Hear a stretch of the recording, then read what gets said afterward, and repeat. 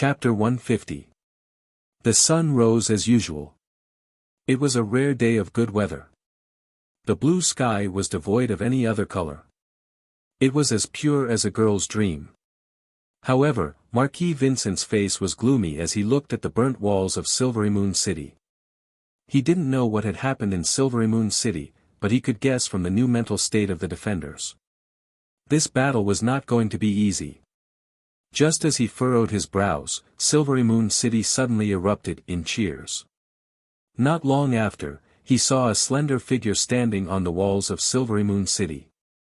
She looked so fragile, as if a gust of wind could blow her away. However, she seemed to be extremely determined and persistent, as if nothing could break her spine. The crimson figure stood at the top of the city wall, causing the entire Silver Moon City to erupt in an uproar. Every time she waved her hand, deafening cheers would erupt from the city. "Is that the half-elven queen?" Marquis Vincent's tone was filled with complicated emotions. Fear, envy, anger, and even possessiveness that couldn't be concealed. "Yes, Lord Marquis." Viscount Austin nodded, but his heart was filled with doubts. Since when did Queen Aisha have such high prestige in Silvery Moon City? Marquis Vincent looked at the rising morale on the walls of Silvery Moon City and felt that he couldn't wait any longer. The half-elves didn't seem like they would surrender. They were prepared to follow the path of the northern frontier to the end. Thus, he gritted his teeth and said, "Pass down my orders. Attack the city." "Yes." Woo! The ear-piercing sound of the bugle interrupted Queen Aisha's show. She frowned and pushed away the maid supporting her.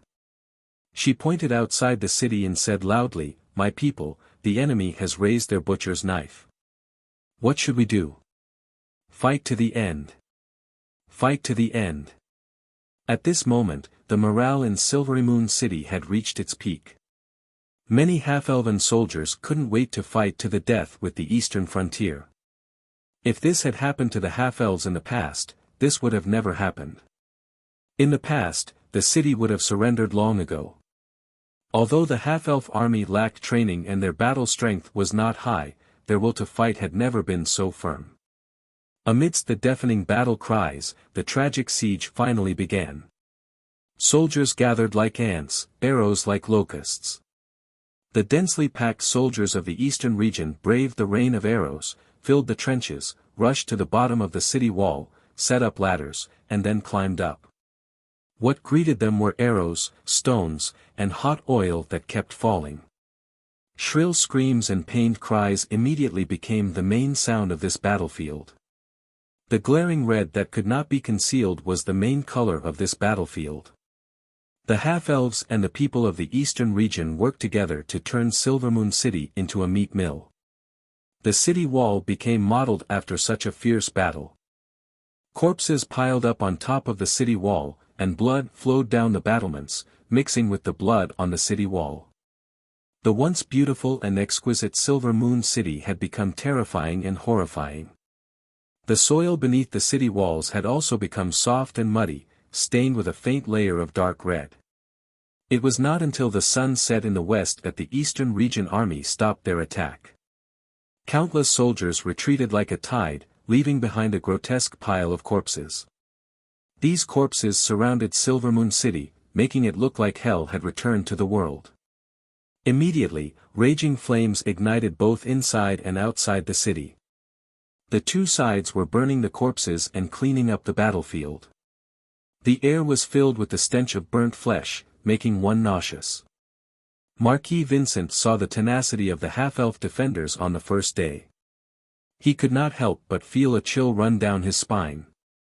He could not understand at all. Where did the weak and incompetent half-elves who immediately surrendered when they met the Imperial army go? How did they become a completely different race overnight? What made him even more disappointed was that from the words of the eastern region soldiers who rushed to the top of the city and then retreated, the defenders were all half-elves. There were no humans. Therefore, the Black Cavalry was not in the city. This was not beyond Marquis Vincent's expectation. If he were Colin, he would not use the precious cavalry to defend the city. Instead, he would deploy them outside the city and wait for the Eastern Region's army to attack the city. When they were exhausted, he would kill them from the back and make the final decision. It was also because he was worried about the black cavalry that he did not know where they were hiding that Marquis Vincent felt uneasy even when he was commanding the army to attack the city. He did not dare to attack with all his strength and had to leave most of his troops to guard the rear. At this moment, Marquis Vincent was caught between a rock and a hard place. The idea of withdrawing the army once again appeared in his mind, but in the end, he rejected it. He could not withdraw to the Eastern Region with his tail between his legs. Otherwise, he would never be able to wash away the shame of being defeated by the half-elves. With such a shame, how could he inherit the position of Duke of the Eastern Region with a clear conscience? How could he make the Eastern Region's vassals willingly swear loyalty to him? More than half of the Sky Horse Legion had already been destroyed by him. If he still could not take Silvermoon City, then he would not be able to get past his father. It must be known that the Duke of St. Prospero had many children, especially the Earl of Avon, who was so intelligent that even his father was somewhat afraid of him. He, Vincent, was not the only candidate for the Duke's position. Therefore, Marquis Vincent could only grit his teeth and continue to attack the city. At this time, he was like a gambler who had lost all his money. He knew that he would go bankrupt if he continued, but he simply could not stop. At dawn the next day, with the rumbling of the military drums, the siege began once again. Primitive, bloody, brutal, human lives were just cold numbers in this kind of battle. They would not attract the slightest bit of pity or hesitation from the commander. Indeed, there was no room for too much benevolence in a war. It was a sign of weakness. Once it was discovered by the enemy and used, it would be the beginning of a disaster. At this time, the half-elves' casualties were extremely serious. Fortunately, Queen Aisha and Colin's operation had successfully stimulated their blood. A large number of new soldiers were immediately recruited and quickly replenished the city walls. Every once in a while, Queen Elsa would personally come to the city tower to patrol. Every time her figure appeared, the half-elves on the front lines would erupt with amazing fighting strength. However, compared to the half-elves, the Eastern Region's army was still more elite. On the third day, the southern city walls of Silvermoon City were almost lost. Fortunately, Colin saw that the situation was not good. He hurriedly ordered the Knight of Rigo and the Knights of Telda to lead the Angeli family's army and the House of St. Hilda's army to help. Only then were the Eastern Region's soldiers pushed back. This setback made the Eastern Region's people feel a trace of despair. On the fourth day, the siege temporarily stopped. Chapter 151. Your Majesty. Your Majesty. Walking at the top of Silvermoon City, the smell of rotting corpses made Queen Aisha want to vomit. However, she held it in and shook the hands of the soldiers who were guarding the city with her white silk-gloved right hand. The half-elf soldiers were so excited that they almost fainted when they were able to be in close contact with their goddess. The bloody battles of the past 3 days seemed to have become insignificant. Colin followed behind Queen Aisha and watched as she consoled the soldiers who were guarding the city. He suddenly understood why many politicians like to play wife politics. In terms of being close to the people and winning their hearts, women had a huge advantage. Rubbing his chin, Colin suddenly felt that he should let Vera come over and learn from Queen Aisha. She might come in handy in the future. The consolation lasted for the entire morning. In the end, even the soldiers who were guarding the city started to feel sorry for Queen Aisha and requested for her to return to the palace to rest. Queen Aisha had no choice but to accept the good advice and end the day. After they got down from the city tower, Colin helped Queen Aisha into the carriage. Just as he was about to get on the horse, he noticed a commotion by the roadside. He didn't want to pay attention to it, but he saw a familiar skinny figure from the corner of his eye. Waving his hand to summon a guard, Colin asked, "What's going on over there?" "Lord Viscounts, we have caught a survivor of the Savoy family and are preparing to banish her from Silvermoon City." After the coup, Queen Aisha confiscated all the assets of the Savoy family when she was settling accounts with them. However, she didn't make things difficult for the family members and only banished them from Silvermoon City. He didn't expect that there would be someone hiding in the city. Bring her here. Yes. Soon, a familiar face was brought in front of Colin. Kathy. Why didn't you leave Silvermoon City? Colin's former maid immediately knelt on the ground and sobbed. Lord Viscounts, the Savoy family has nothing left. Where can we go if we leave Silvermoon City? Are we going to hide in the countryside for the rest of our lives and waste our lives in the fields? Looking at the other party's pitiful appearance, Colin was unmoved. He sneered and said, "What? Is becoming an ordinary farmer a waste of your life?" Kathy raised her tear-stained face and cried, "Sir, even if I want to become an ordinary farmer, it's impossible. My surname, my appearance, if I don't have the corresponding status, it will only become a curse. If I leave Silvermoon City like this, I'll be living a life worse than death." Colin raised his eyebrows. He felt that this Kathy was quite interesting. She was so young, but she had seen the cruelty of reality and the ugliness of human nature so clearly. "All right, I'll give you a chance now. Thank you for your kindness, don't thank me yet. I want you to go to the Eastern Army camp. Do you dare?" Kathy was stunned for a moment, then nodded firmly, "Sir, I dare." "Good. If you succeed this time, I can promise you that I'll give the Savoy family the title of Baron in the half-elven kingdom." Hearing this, Queen Aisha lifted the curtain and nodded to Kathy, indicating that she had recited Colin's promise. Kathy's face was filled with joy. As long as she could keep the Savoy family's title of nobility, there was nothing she couldn't do. "Lord Viscounts, may I know what you want me to do?" Under the pitch-black night sky, Marquis Vincent could clearly see countless cavalrymen lined up neatly. Their bodies were covered in black armor, revealing only a pair of cold and indifferent eyes. Thousands of cavalrymen lined up neatly, spears held horizontally in front of them. Under the moonlight, they seemed to have the terrifying power to pierce through the sky. Slowly, the cavalrymen began to move forward. Their speed wasn't fast, but they silently revealed an unstoppable force. It seemed that no matter who stood in their way, they would be mercilessly crushed.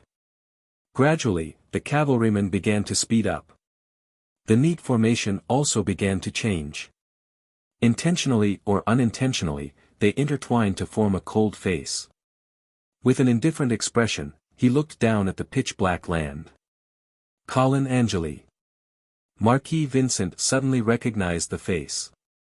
As if they heard his exclamation, the cavalrymen instantly increased their speed to the maximum.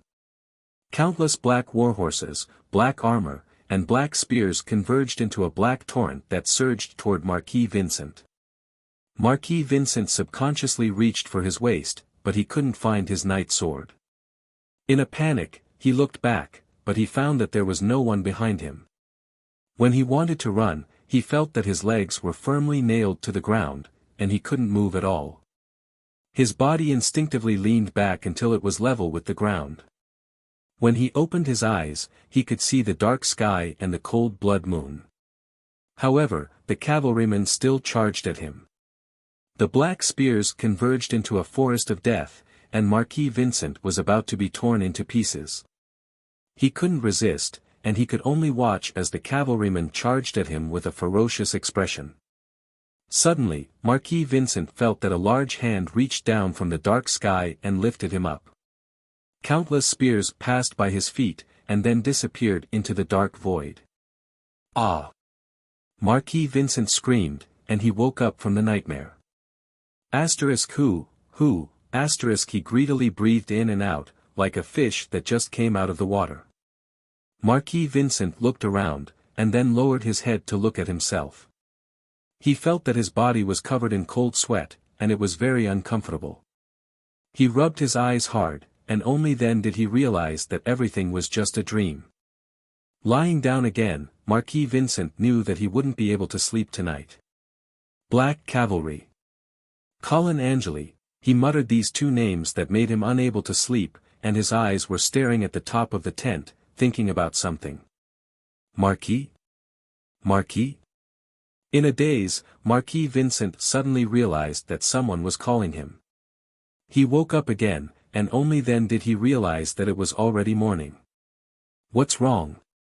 Marquis Vincent, we just caught a half-elf who escaped from Silvery Moon City. She said that she's a descendant of the Savoy family. Savoy family?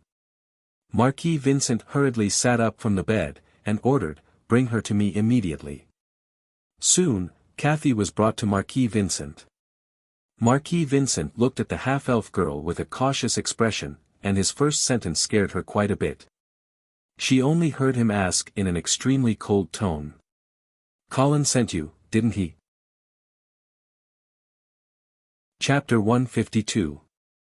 Colin, you sent that Kathy to the Eastern Border Army camp, will it work? Inside the palace, Queen Aisha raised her head from a pile of documents and stretched her body, revealing her beautiful curves to Colin. Why would it not work? Colin laughed, his eyes unrestrainedly admiring the half-elf beauty in front of him. Queen Aisha personally poured a cup of deer blood wine for Colin and another for herself. She doubtfully asked, "We just used Prince William to trick them once, will they fall for it again?" Colin drank the wine in one gulp and asked, "Do you know how the hunters of the northern frontier hunt dire wolves?" Queen Aisha shook her head. Although she did not understand why Colin suddenly changed the topic, she still looked at Colin with her bright eyes, indicating for him to continue. Dire wolves, especially white wolves, are extremely difficult to deal with. Their fighting strength is extremely strong, and most hunters will not choose to fight them head-on, because the direwolf's final counterattack will cause the hunter to pay a heavy price. Therefore, the best way to deal with them is to use traps. However, direwolves are very smart, and when they come across small animal corpses in the forest, they will not touch them at all, because they also understand that it is very likely that it is a bait set by the hunter. The experienced hunter's way of dealing with this is to chase after the dire wolf and constantly harass it, not giving it a chance to fight back, but at the same time, not allowing it to hunt in peace. After a long time, the dire wolf will be tortured by exhaustion and hunger. At this time, it will also not be able to resist the temptation of small animal corpses. Even if it is likely to be a hunter's trap, it will still feel lucky and think that if it swallows the bait, it will still have the strength to fight back. Queen Aisha nodded thoughtfully, "So, Kathy is the bait you threw out. Even if it is easy for Marquis Vincent to see through it, you still think that he will not be able to resist the temptation." "Yes. Right now, the Eastern Army is like a white wolf that is exhausted and in a dilemma. If you throw it a bait, even if it knows that it may be a trap, it will still bite it." "Indeed." Queen Aisha's eyes were bright, and her tall and beautiful nose and slightly pursed red lips gave her a demure and intelligent temperament. "But why do I feel that your plan seems to be a little impatient?" Colin sighed and nodded. "Yes, that's true. In fact, the best way for us is to continue wasting time with the Eastern people. Silvermoon City had enough surplus food, but the Eastern region people's escape route had been cut off by the Black Cavalry, so it was impossible for them to get supplies. As long as this stalemate continued for another 2 or 3 months, the people of the Eastern region would really fall into a dilemma. If we throw out the bait now, it may lead to a fierce counterattack from the Eastern region." "Then why did you?" Colin gestured for Queen Aisha to pour him another glass of wine.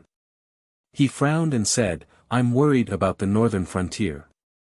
"The northern frontier?" "Yes. I haven't received a letter from Ice Stone City for a long time. I suspect that the Eastern Army outside the city has blocked the news." "Why are you worried about the northern frontier?" "Because I gradually realized that my initial judgment of 2 things may have been a little wrong." "Which 2 things?" Colin drank another glass of deer blood wine and said, "The first thing is the mastermind behind Sith Savoy. At first, I thought that it was the Duke of St. Hilda who ordered him to kill Vera, but now I feel that the truth of the matter may not be so. Sith was introduced to me by Prince Okamoto, which means that the Savoy family is related to the trolls. Then, is it possible that the trolls were behind the assassination of Vera? They want to completely trigger the conflict between the northern frontier and the eastern region so that they can have a chance to breathe. The second thing is that black cavalry was ambushed in the Shadow Canyon. It seems that the Duke of St. Hilda is trying to eliminate the unstable elements in the northern frontier. But if you think about it carefully, there is a problem. How could the Duke of St. Hilda get the eastern region to cooperate with him to get rid of his brother? Wouldn't the eastern region be worried that this is a trap deliberately set by the St. Hilda brothers? So, you suspect that this series of events is a conspiracy of the trolls? It is indeed possible. But I also doubt that the trolls have the ability to complete such a grand plan. When did they have such a huge influence in the Radiant Empire? How can they mobilize so many forces to serve their plan?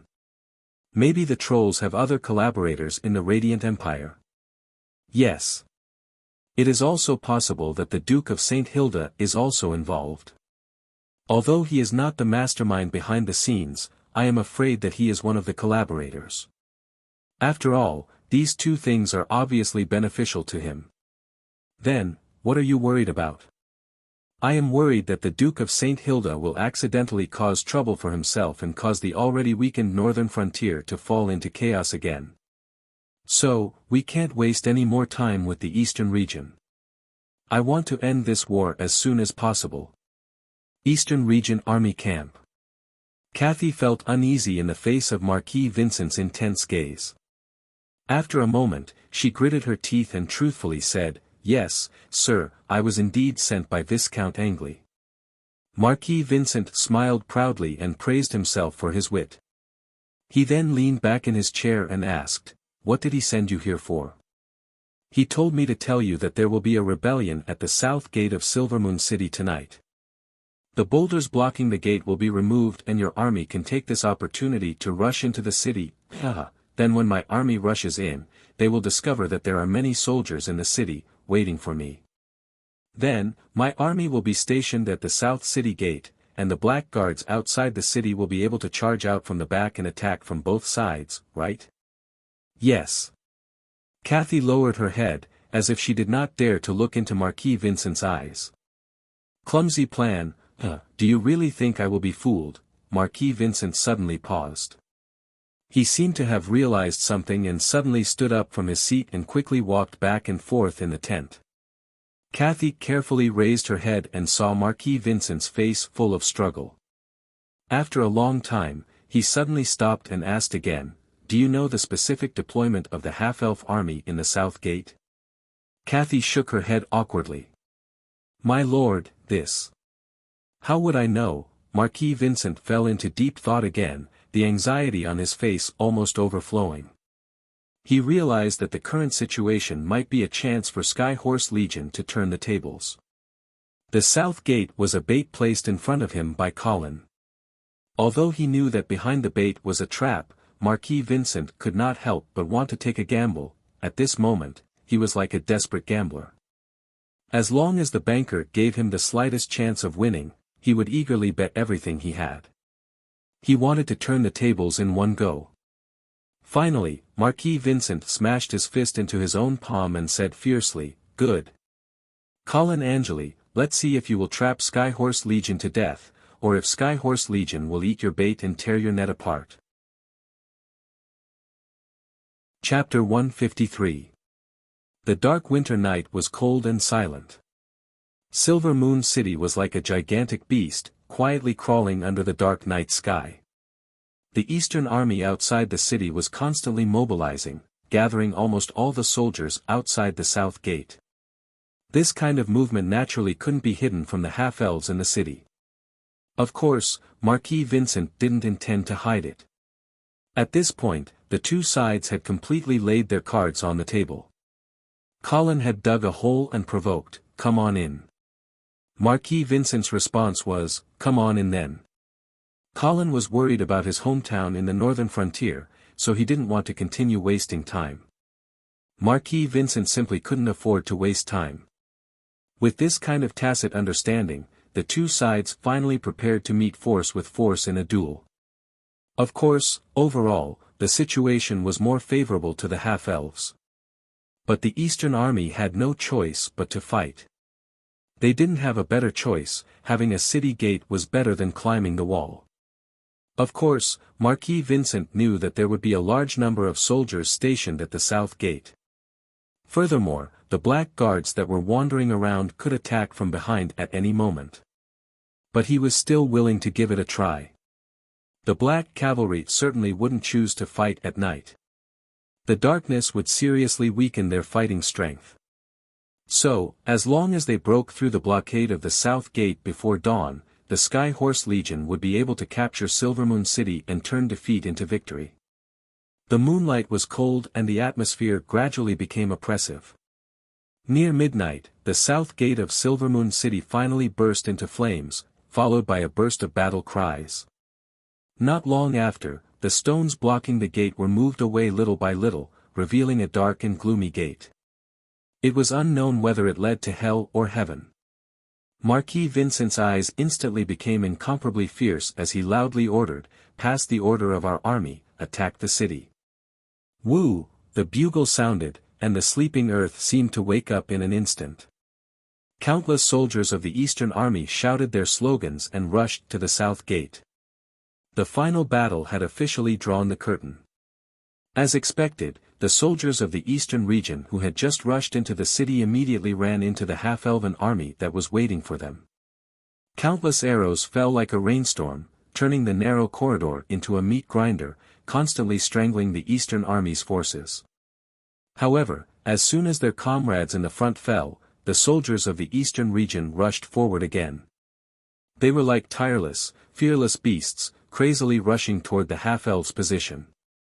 At the same time, the soldiers of the Eastern region outside the city were still setting up ladders on the southern wall, trying to send more troops into the city. But at the top of the city wall, they suffered a stubborn counterattack from the half-elves. Colin's strategy was to only leave the Eastern Gate as the entrance to the city. This way, he could control the number of troops the other side sent into the city, so that the gnomes wouldn't be able to deal with it. As for the south city wall, it could not be lost yet. At the very least, it couldn't be lost so early.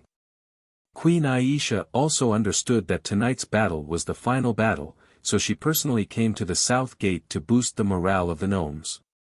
Even Vera had followed him.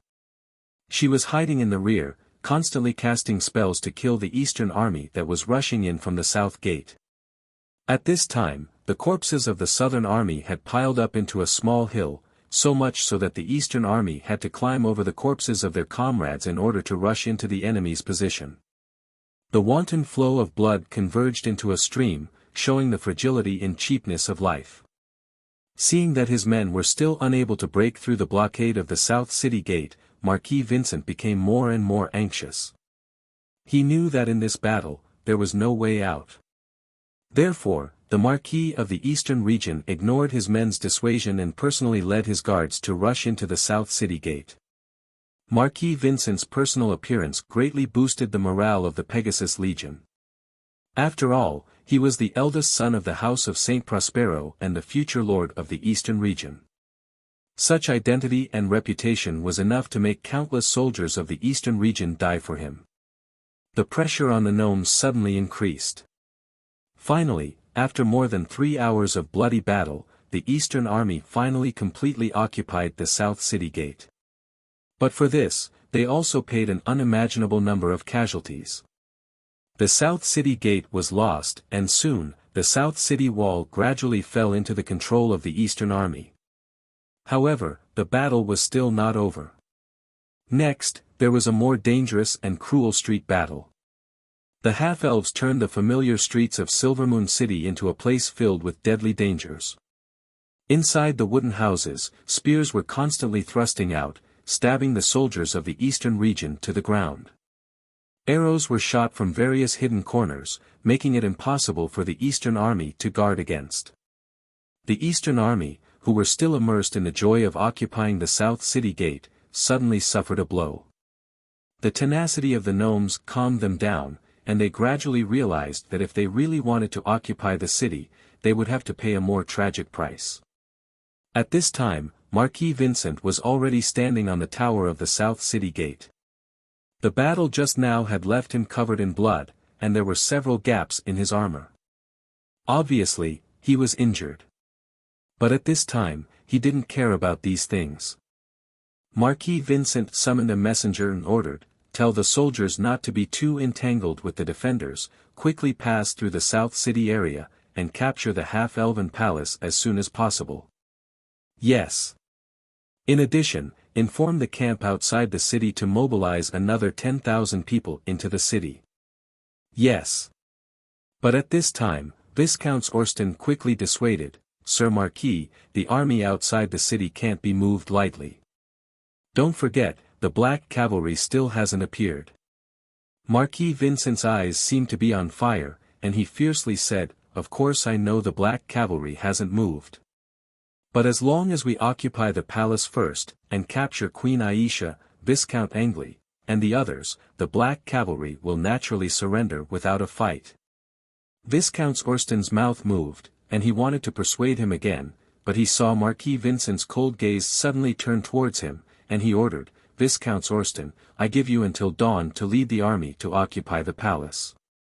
If you can't complete the mission, don't come back to see me." "Yes." Viscount Orsten's expression was gloomy, and he could only accept the order and leave. Marquis Vincent stood on the city wall of Silvermoon City, looking at the pitch-black night sky outside the city, and muttered to himself, "Viscount Angley, how long are your Black Cavalry going to hide?" At the same time, Colin was standing on the palace wall, looking at the flames and screams in the South City area, but his heart was extremely cold.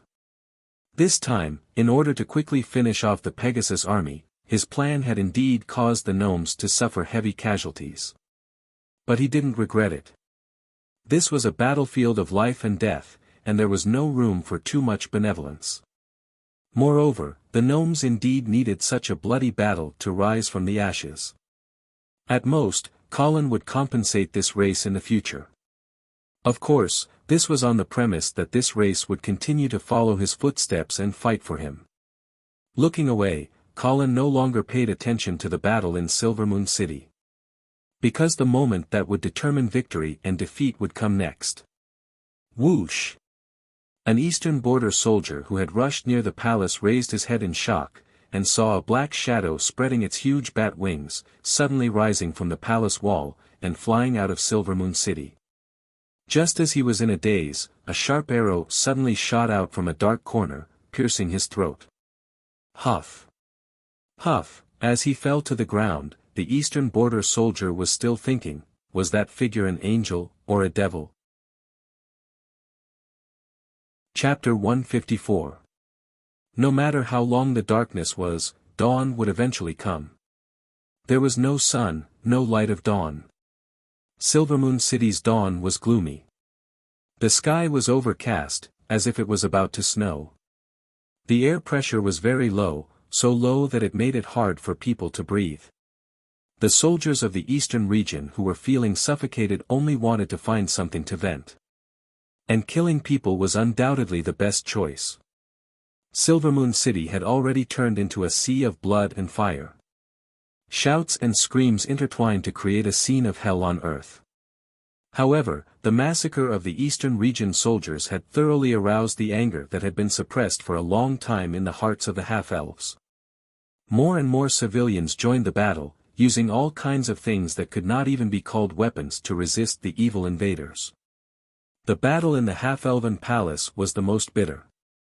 Countless crazy soldiers of the Eastern Region climbed over the palace walls like ants and killed their way in. But the half-elven guards in the palace were still tenaciously fighting back, defending the last pure land in their hearts and protecting their queen. As time passed, Marquis Vincent became more and more anxious. He kept having the messenger pass on his orders to the front lines, and also kept transferring troops from outside the city into the city, trying to completely break through the last obstacle in front of him. What's wrong with Austin? Why hasn't the palace been taken yet? Lord Marquis, Austin Viscount said that the resistance of the half-elves in the palace is very fierce. Moreover, our troops in the city are also constantly being attacked, and more soldiers are dying. Chi. Marquis Vincent chopped off the head of the herald with his sword. Then, with bloodshot eyes, he ordered a retainer beside him, "Let's go. Take his head to Austin Viscount's and tell him that I'll give him 1 more hour. If he can't complete the mission on time, I'll kill him." "Yes." The retainer picked up the bloody head and hurriedly walked down the city wall, heading towards the palace. At this time, Marquis Vincent suddenly felt a trace of cold air on his face. He raised his head to look, and didn't know when, but snowflakes were floating in the sky. At the same time, a sentry horseman staggered up the city wall and reported with a panicked expression, "Lord Marquis, cavalry, black cavalry has appeared." Marquis Vincent's expression changed abruptly as he turned his head to look outside Silver Moon City. The sky to the south of the city was already covered by billowing smoke and dust. Then, the earth began to tremble as if a group of ancient giant beasts were charging towards them. Shock and fear instantly drowned Marquis Vincent's reason. The sword of Damocles hanging above his head finally slashed down. "Lord Marquis! Lord Marquis!" Seeing Marquis Vincent standing there in a daze, the sentinel couldn't help but remind him. Only then did Marquis Vincent come back to his senses. He forced himself to calm the panic in his heart and immediately ordered, "Pass down the order outside the city. Get into formation and prepare for battle." "Yes." In fact, in order to prevent the Black Cavalry from attacking from behind, the Sky Horse Legion did not put all of their forces into this siege. At least half of their forces were left outside the city. Of course, when Marquis Vincent saw that the palace could not be taken down after a long time, he transferred some troops from outside the city into the city. But at this time, there were at least 20,000 Eastern troops outside the city. Under Marquis Vincent's military order, they immediately formed a dense spear formation and raised a huge shield, ready to meet the Black Cavalry's attack. Along with the earth-shattering sound of hooves, the densely packed Black Cavalry formation was like a moving wall, quickly covering the field of vision of the Eastern troops. In an instant, all the sound in the world disappeared, leaving only a neat note. On the city wall of Silver Moon City, Marquis Vincent's face instantly turned pale. The Marquis of the Eastern Border who had bet all his wealth on Colin couldn't help but regret it. After successfully annihilating the Black Cavalry's main force in the Shadow Canyon, Marquis Vincent had been very proud of himself for a while. It was inevitable that he felt that the heroes of the world were nothing more than this. It wasn't until now, when he really faced the Black Cavalry's charge, that he understood how terrifying this invincible army of the northern frontier was. The galloping warhorses caused the earth to shake. The thunder-like sound of horse hooves struck everyone's hearts, making it hard for them to breathe. Those who hadn't seen this scene with their own eyes would never be able to imagine what kind of terrifying momentum the elite cavalry of the Black Cavalry had when they charged. Looking down from the top of the city wall, it was like a black flood that had broken through a dam, surging forward with an unstoppable momentum. At this time, Colin was at the head of this black torrent. In a trance, he seemed to have returned to half a year ago, when he followed Marquis Garcia and led 3,000 heavy cavalry to break through the Troll Army's formation on the Sky Ice Field. This kind of indomitable and invincible feeling was the same as before. The only difference was that the Black Cavalry now belonged to his army. Bow! Bow! The officers of the Eastern Army shouted at the top of their lungs. With the sound of bowstrings buzzing, black arrows rose from the Eastern Army's formation into the sky, mixed with a scalp-numbing whizzing sound, and fell into the ranks of the Black Cavalry. However, the front row of the Black Cavalry was full of heavy cavalry wearing full-body armor. These 500 heavy cavalry soldiers were like a steel shield, blocking all the incoming arrows. After 2 rounds of arrow rain, the vanguard of the Black Cavalry had arrived at a distance of about 100 steps in front of the Eastern Army. In the next moment, the most visually impactful scene of this battle was about to unfold. Colin tightly clamped his lance under his right arm, took a deep breath, and held his breath to welcome the upcoming collision. Bang! A loud noise, even overshadowed the rumbling of the horse's hooves. The vanguard of the black cavalry finally crashed into the Eastern Army's formation. At this moment, shields were broken and spears were broken. Countless lives disappeared like fireworks. Blood was like cheap dye, wantonly sprinkled. Screams and the sound of bones breaking were endless. In this cruel and bloody scene, the terrible impact of the cavalry was suddenly revealed. The neat shield wall, at the moment of collision, was smashed into pieces, creating numerous gaps. The light cavalry in the rear didn't waste the blood and lives of the heavy cavalry in front of them. They almost stepped on the bodies of the enemy and their comrades, swarming in from all the gaps, constantly rushing toward the Eastern Army. Marquis Vincent, on the city wall, had closed his eyes in pain. The moment the shield wall in front of the Eastern Army was broken, the outcome of this battle was already determined.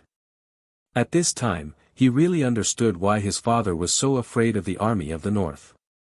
This Black Guard, born from years of bloody battles with the Troll Empire, was not something that the Eastern Army, which had been at peace for a long time, could contend against. When he opened his eyes again, Marquis Vincent saw a northern frontier knight covered in blood, cutting off the pure white Pegasus flag of the House of Saint Prospero.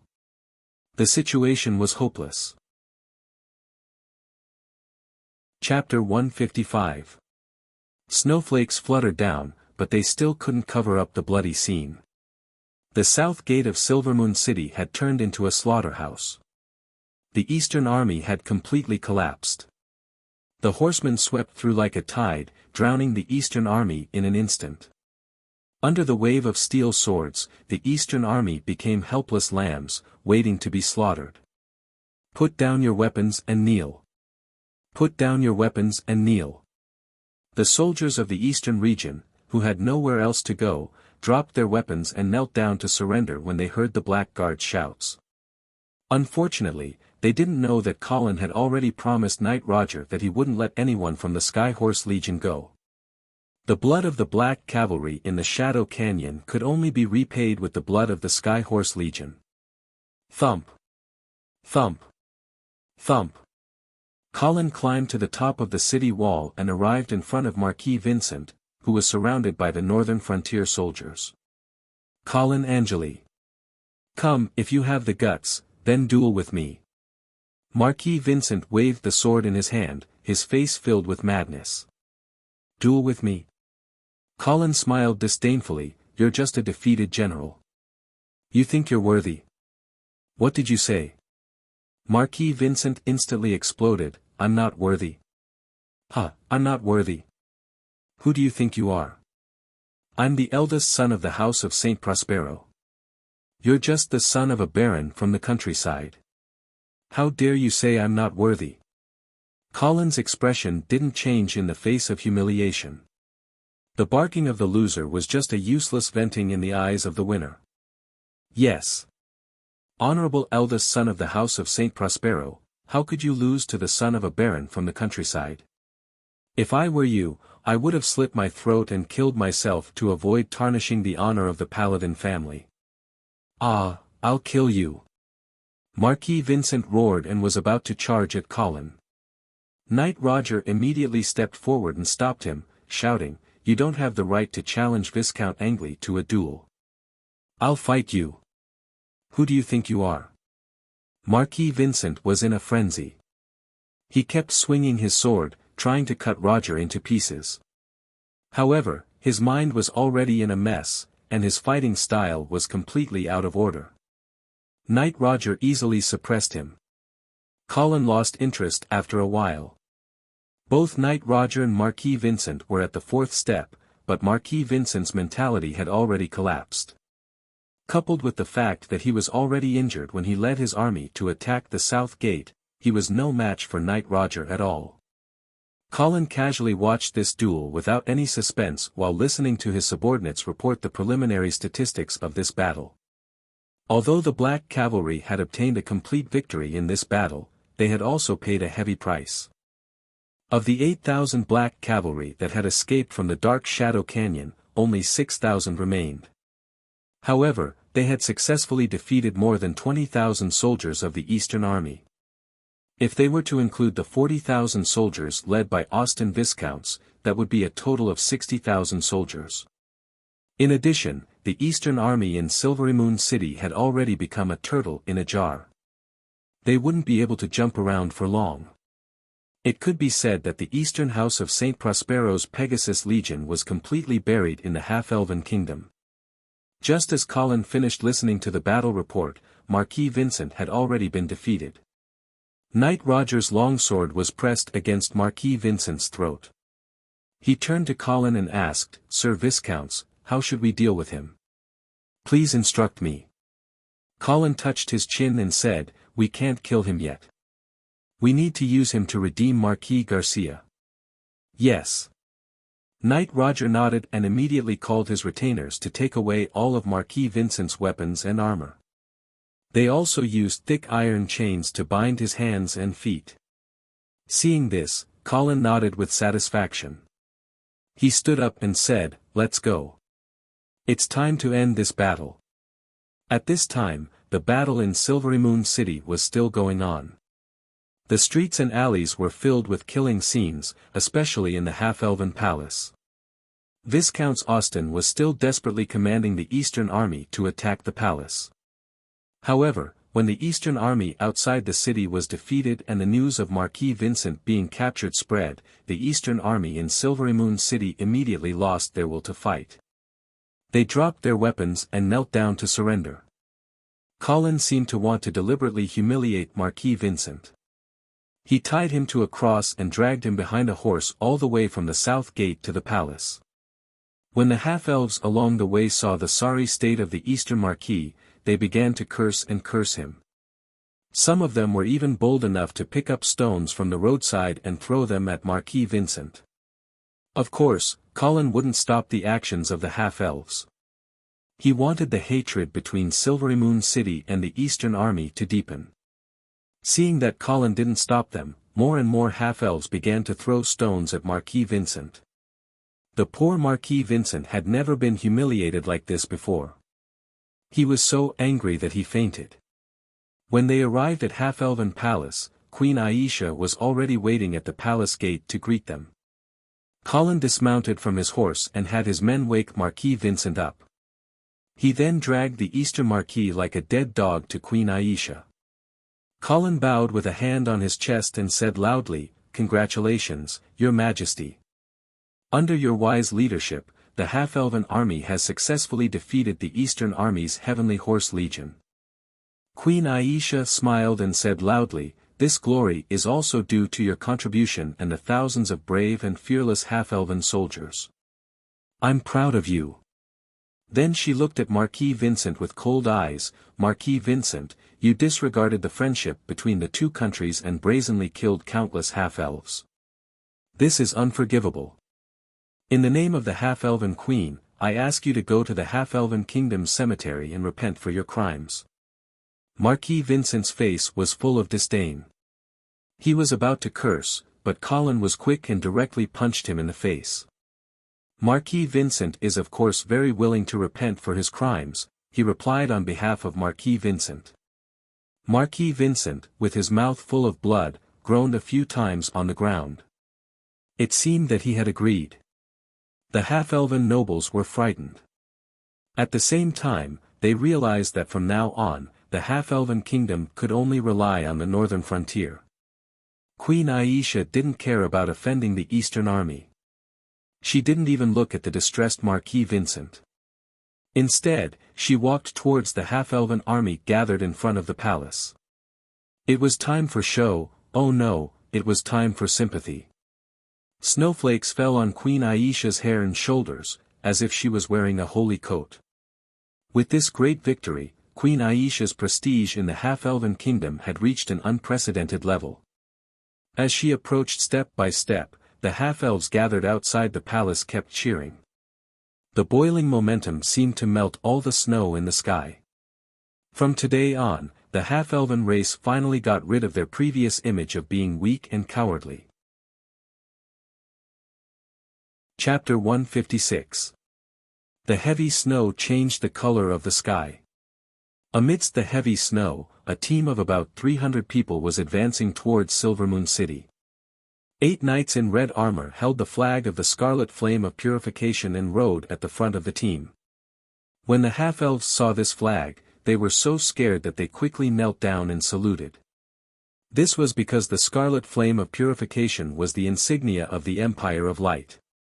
In a luxurious carriage in the middle of the team, a boy of about 13 or 14 years old was reading a report that had just been sent in by an attendant with a look of surprise on his face.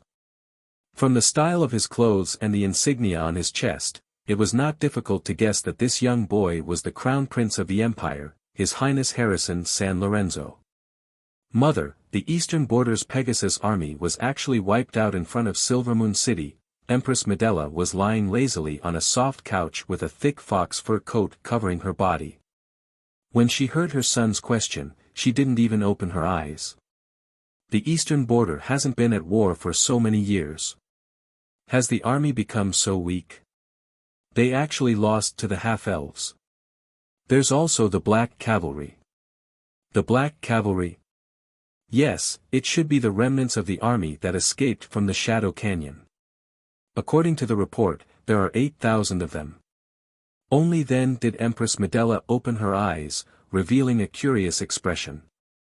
Prince Harrison hurriedly passed the report over and asked doubtfully, "Mother, why didn't the remnants of the Black Cavalry escape back to the northern frontier? Instead, they went to Silvermoon City. Because their mission is to protect Vera, and Vera is still in Silvermoon City." Empress Medela casually gave a reason, but her eyes were fixed on Viscount Angley's name in the report. It was unknown what she had thought of, but a strange smile suddenly appeared on the Empress' face. Prince Harrison seemed to believe this reason.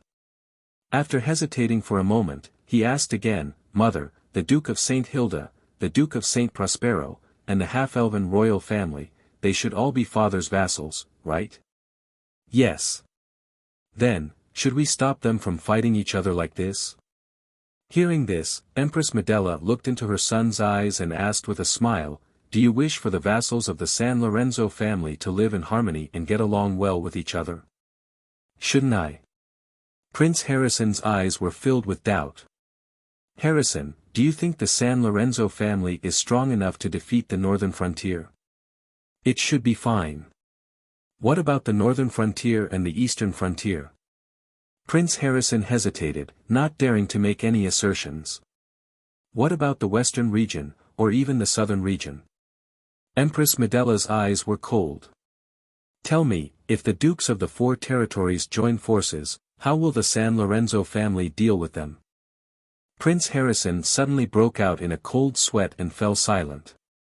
However, Queen Medela didn't seem to want to let her son go so easily. She stared into his eyes, waiting for his answer. After a while, Prince Harrison answered carefully, "Mother, aren't you the sister of the Duke of St. Hilda? I also have the blood of the House of St. Hilda in me. The northern frontier shouldn't rebel against the royal family, right? Isn't there a lot of intermarriage between the Holy Knight families in the Empire? If marriage could solve all political problems, then there wouldn't be any wars in this world. A wise lord would only consider benefits when deciding the family's position, not how many women he married." Prince Harrison's mouth was agape, and he was dumbfounded. He really wanted to ask his mother, if one day the northern frontier really stood against the royal family, which side would she side with? However, after hesitating for a moment, he still didn't have the courage to ask such a question. After some thought, Prince Harrison said, "Isn't there still the Holy Covenant? Would the dukes of the 4 territories dare to break the agreement, go back on their word, and challenge the San Lorenzo family's position?" Queen Medela laughed coldly. "Harrison, remember, all verbal promises and paper agreements can be betrayed at any time. If you want to ensure the loyalty of your vassals, you can only rely on your own strength." Prince Harrison nodded with some difficulty. "I understand, Mother. That's why we can't let the dukes of the 4 territories unite. We have to make them conflict with each other. Only then can the San Lorenzo family maintain control of the empire. Queen Medela smiled with relief. She reached out to stroke her son's hair and nodded. That's right.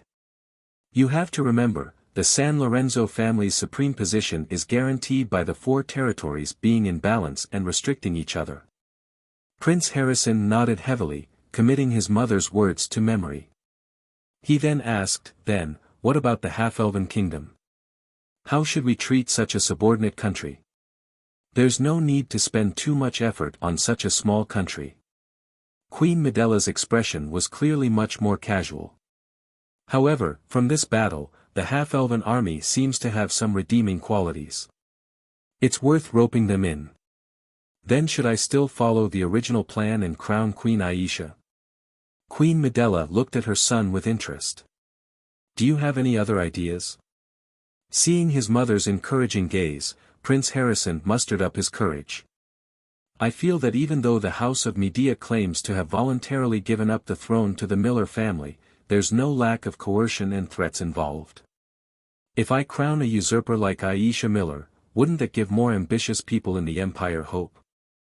That's why I think we should dethrone Queen Aisha and put the House of Medea back on the throne. This way, the House of Medea will have to follow the San Lorenzo family closely, whether out of gratitude or for support. You make a lot of sense. Queen Medela nodded approvingly.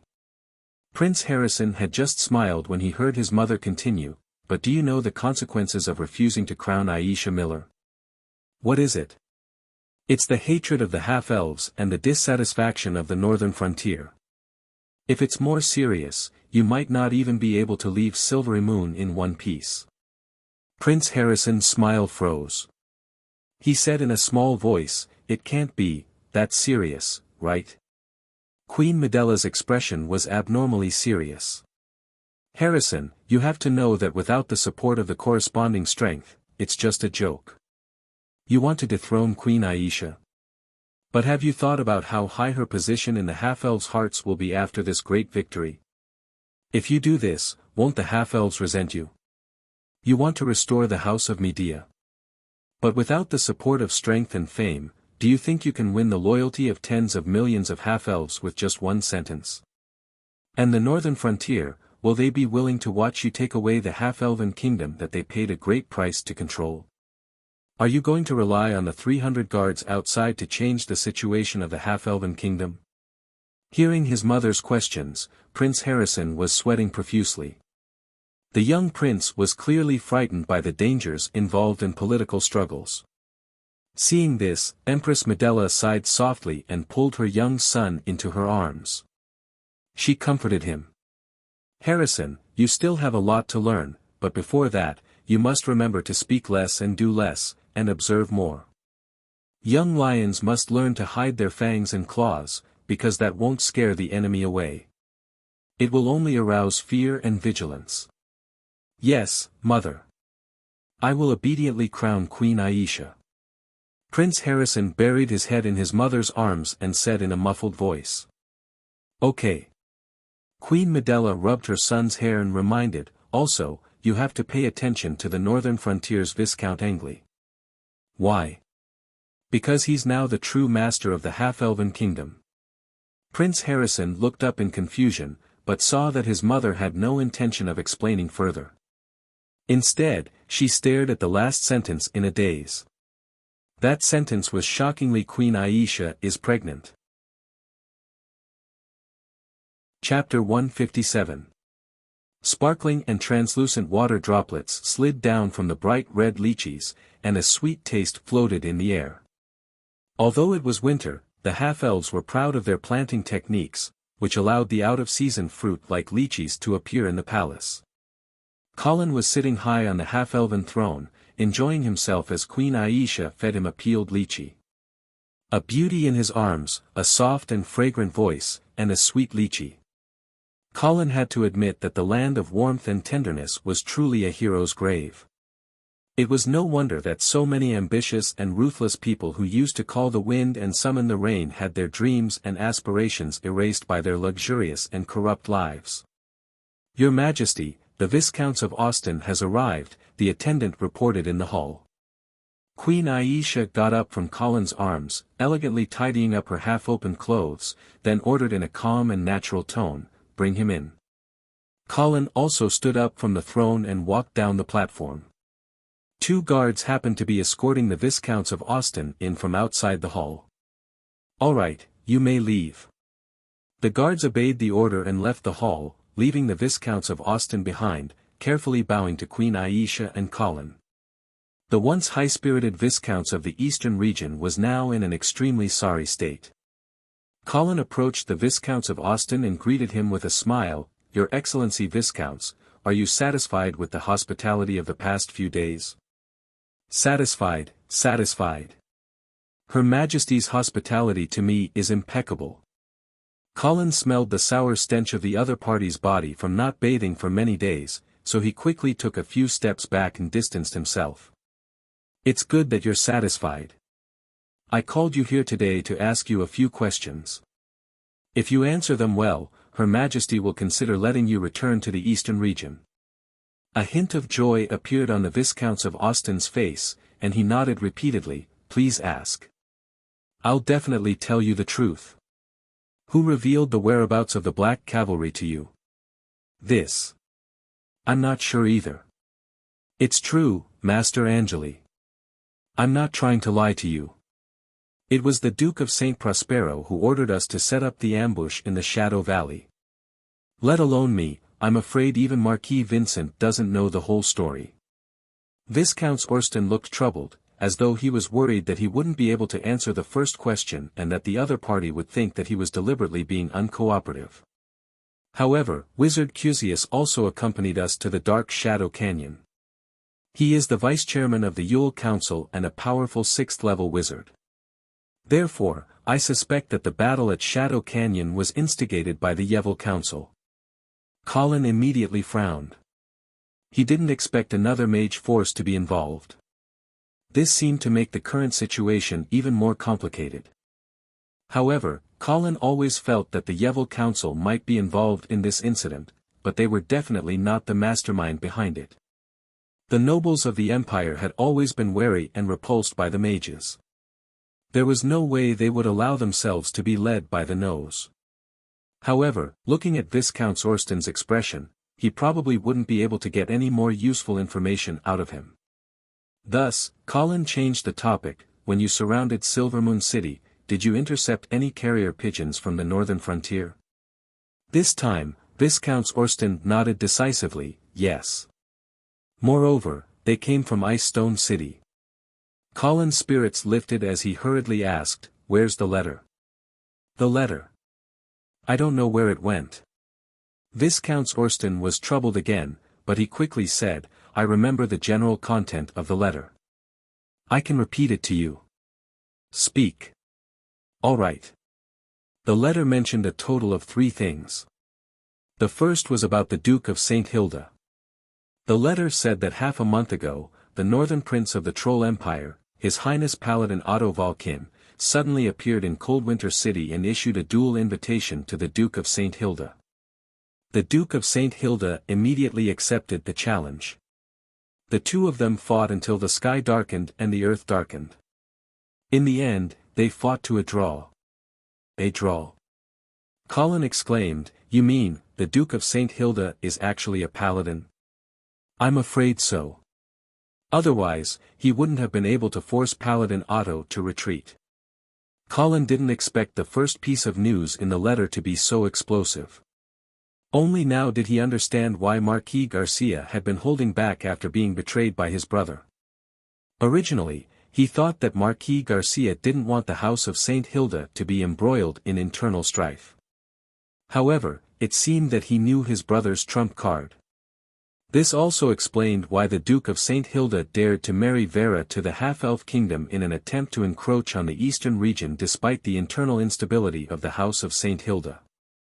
Suppressing the shock in his heart, Colin motioned for the Viscounts to continue.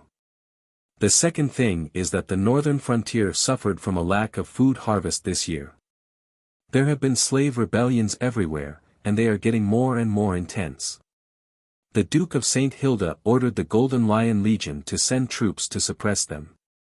The last thing is that your viscounts also suffered from a lack of food, which also caused several rebellions.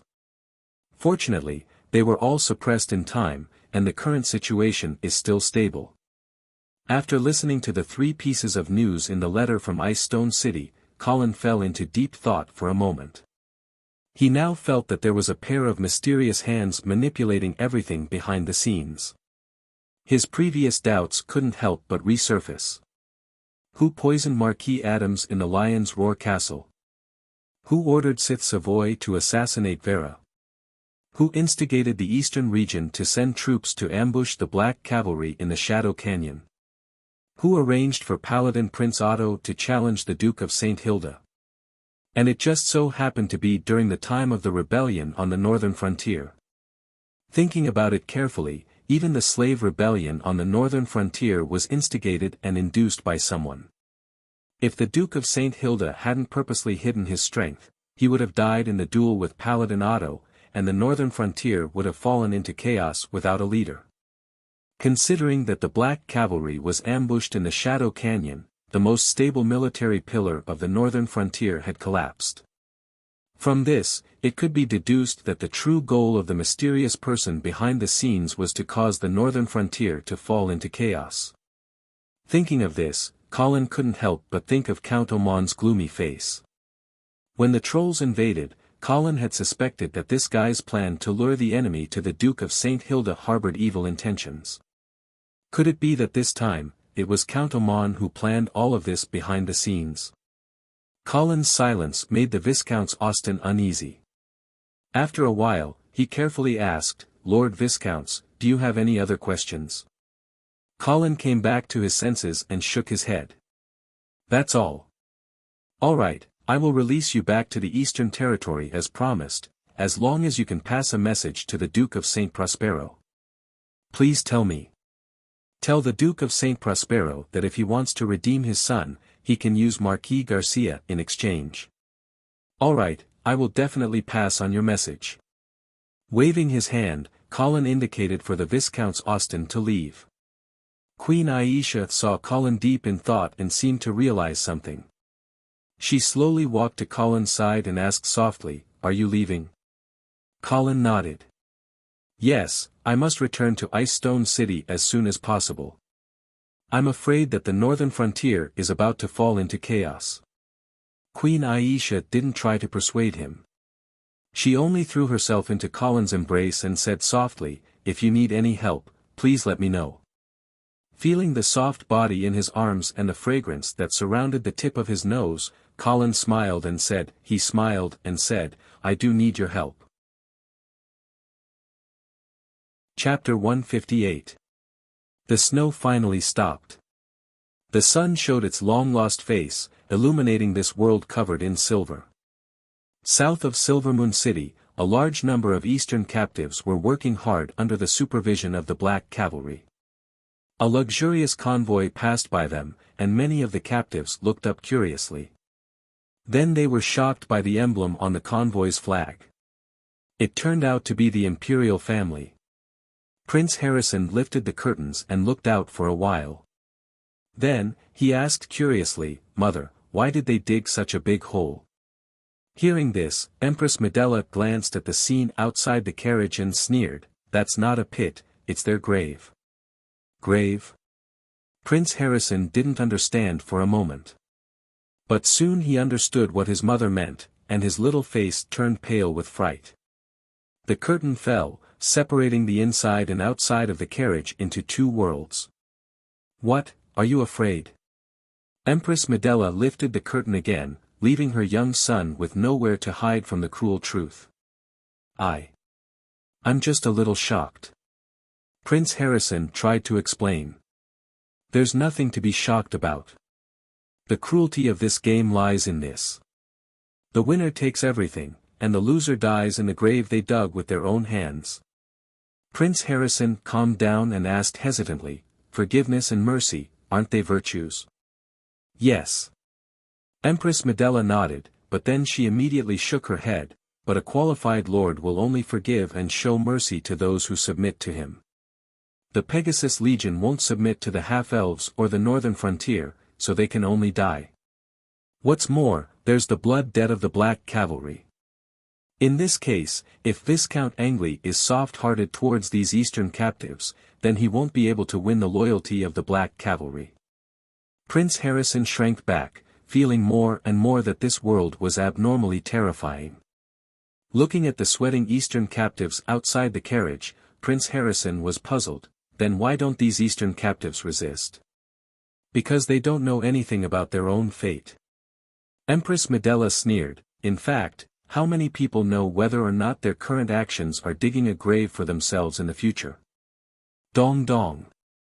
There was a knock on the door and a San Lorenzo family knight's voice sounded. Your Majesty, the half-elf kingdom's welcoming team is already in front.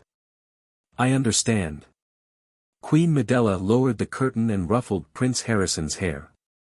No need to pity the losers.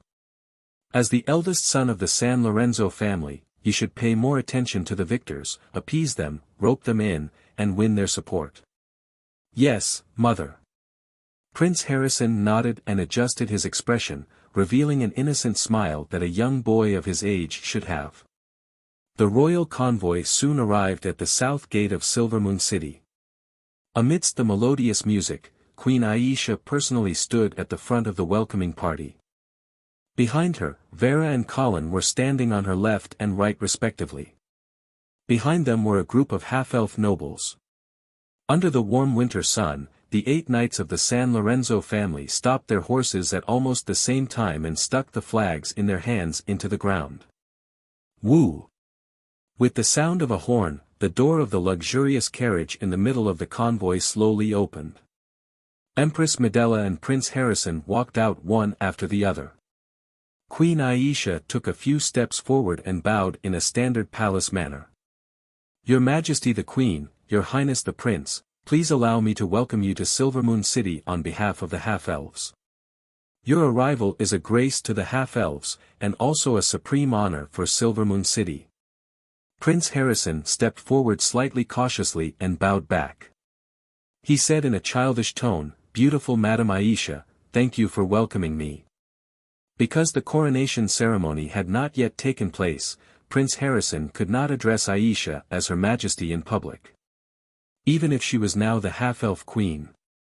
After that, Prince Harrison looked at Vera, who was behind Queen Aisha, and greeted her in a more cordial tone. Cousin Vera, I am very happy to see you here. Your Highness Harrison, I am also very happy to see you here. Vera smiled sweetly. She seemed to like this cute cousin of hers very much. Prince Harrison then turned to look at Colin with undisguised admiration on his little face. Your Excellency Viscount Angley, I heard from my mother that your riding skills are the best in the northern frontier. If you have time, can you teach me? Colin blinked and was speechless. When did my riding skills become so good? Why didn't I know about it? However, he certainly could not reject Prince Harrison's request in public. He could only smile and say, Of course, Your Highness. It would be my honor. All right, let's hurry into the city. I heard that Lady Aisha is pregnant. We can't let her wait in the cold for too long. Empress Medela smiled and stepped forward, interrupting everyone who was chatting.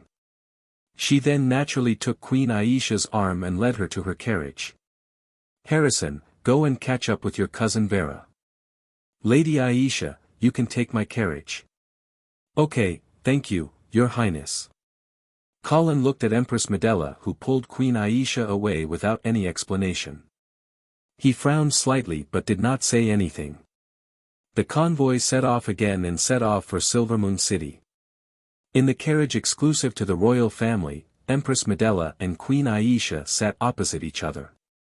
They were like two beautiful roses that were competing to bloom, showing off their beauty to the fullest.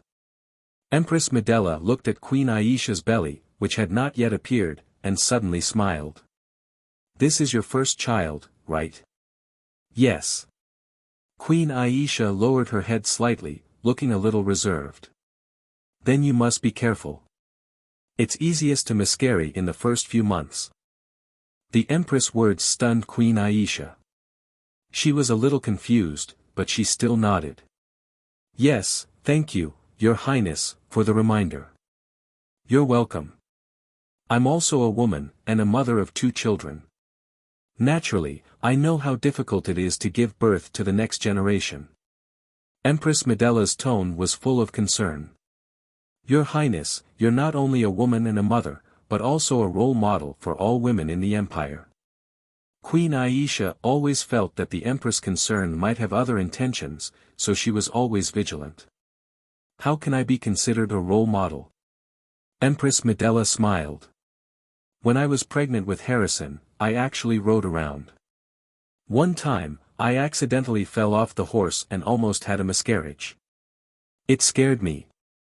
Queen Aisha frowned. She did not understand why the Empress kept mentioning miscarriage.